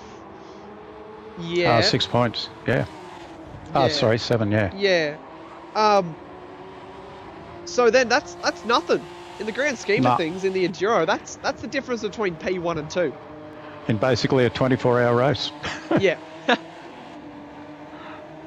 Night and day. Evil Evo is struggling Dadson closes up half a second in the second half of that lap. It's far from over here at Yamagiwa. Through the first turn. Dadson in pursuit of Evil Evo, the doghouse driver.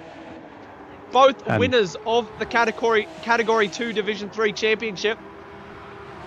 And both these guys have got plenty of tyres to just throw this right to the end of the race to really get into it.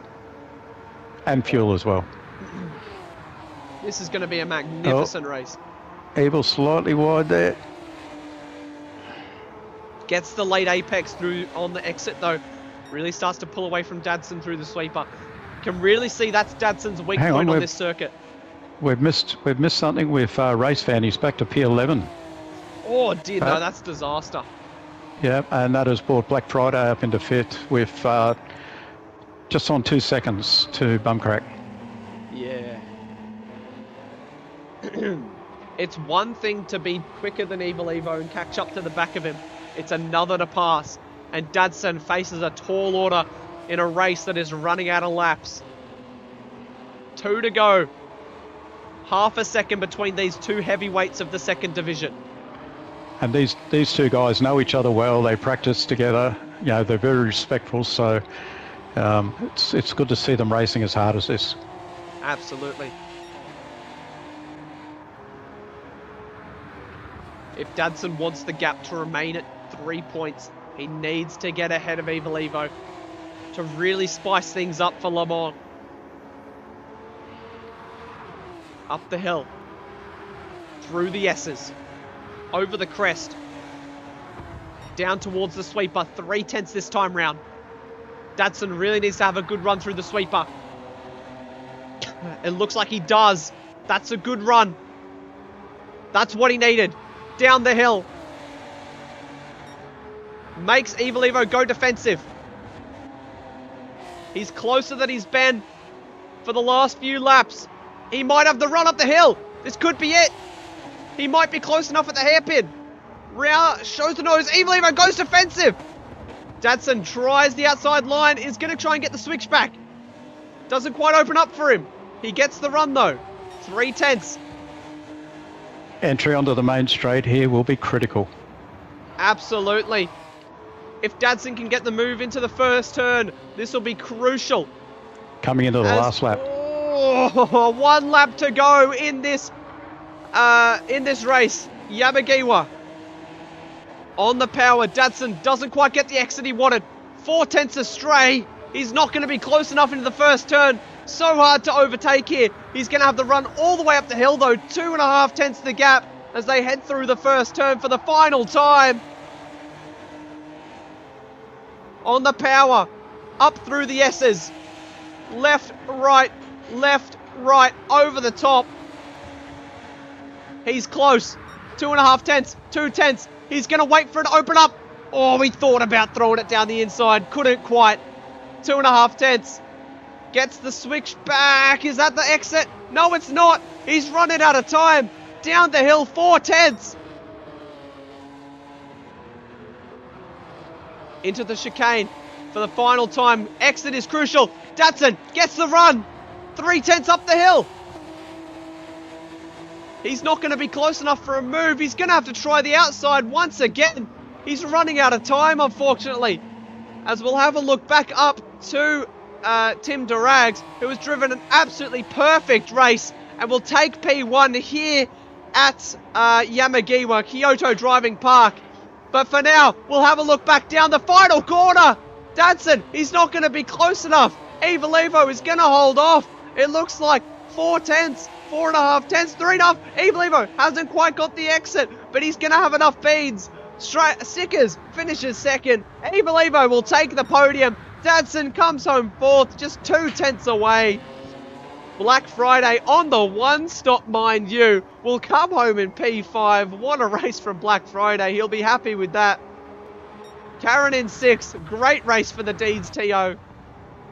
Lunacy in 7th. And the Battle Pack, 8th, 9th and 10th. The Bumcrack Budsy Race Fan. Blind Man will come home in 11th. As we have Sizzling Sausage, the Super Sub, 12th place across the line. And it will be Pat Starr as he approaches the final corner.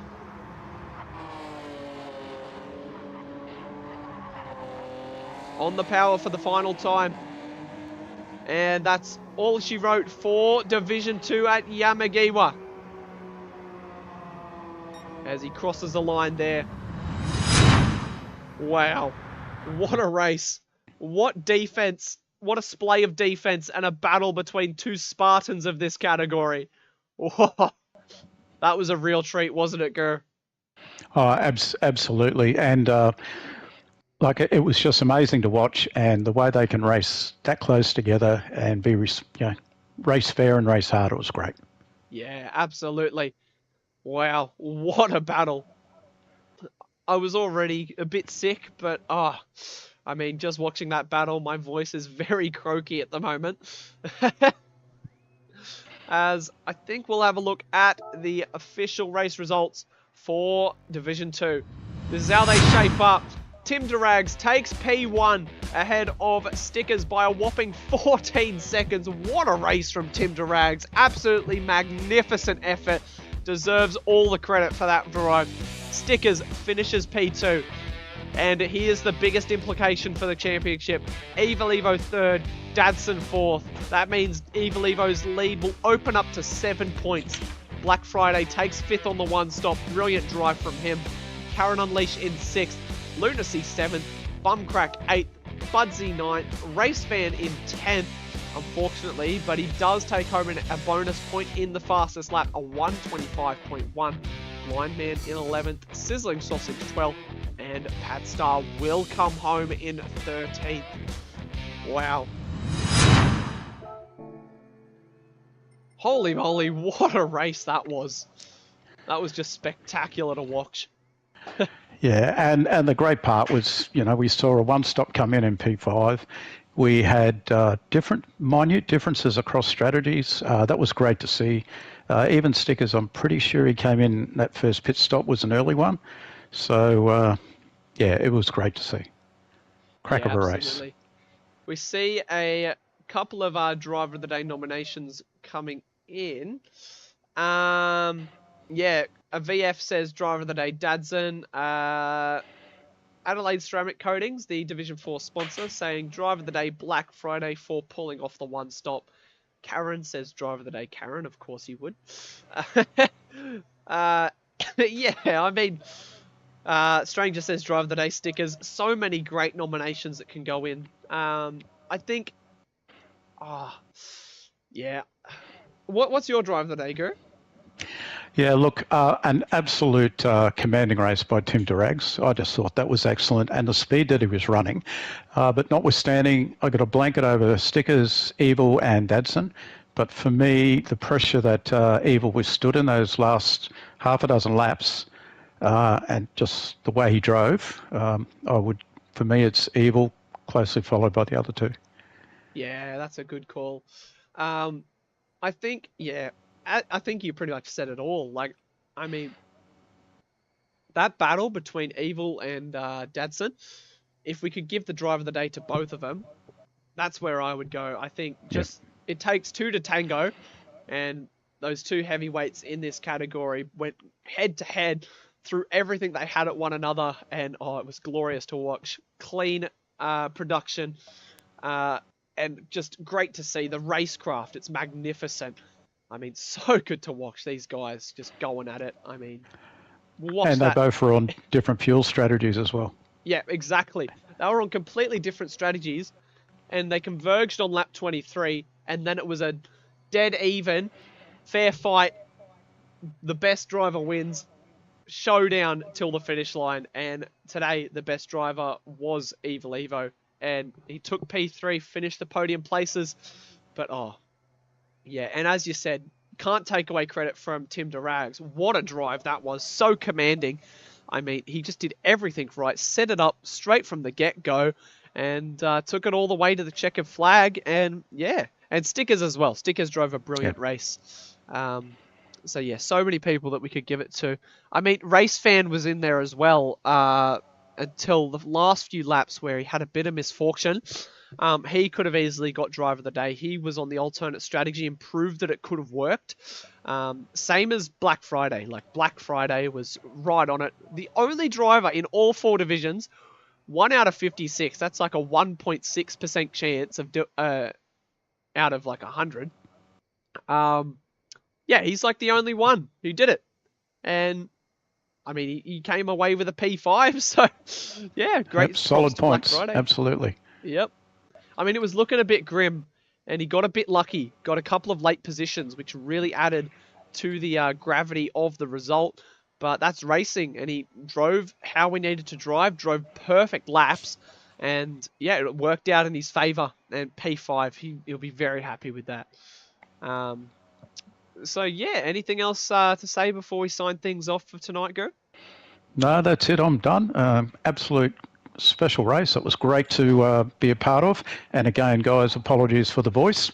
Yeah, and that Division 4 race again, congratulations to Snake Eyes. I believe he wrapped the championship up with that. So a big night for all. Yeah, big night tonight. 1 championship being wrapped up, 1 being having wood thrown on the fire. Things are about to explode at Le Mans, especially in Division 2. That's the closest championship fight we currently have up and down our divisions.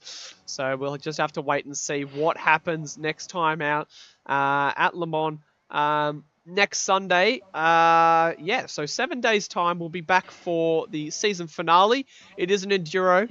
Big stream, that one. It's about 4 hours in length, so stick around for that. We have Division 3 and Division 1, so both myself and Gur will be racing in that one. So it should be a good time. I believe you'll be in the hands of Brent for that stream, but it might change. I've heard a couple of whisperings that things might be changing, but we'll let you all know what happens. I guess you'll either have Brent or Adam on Sunday night. But yeah, that's all from us. Thank you for coming out, everybody. Lots of numbers on the streams, lots of likes. We love to see it. It's always good to see so many people in chat. And we couldn't do this without all the TOs, drivers, all you people showing up on race day to support your favourite guys. We'd love to see it. Thanks for coming out. And I think that's everything. So that's Linosis, Gur, and Revs, who is no longer in the comms box, signing things off for Group B here at Yamagiwa. We'll catch you all next Sunday. Bye-bye. Cheers, guys.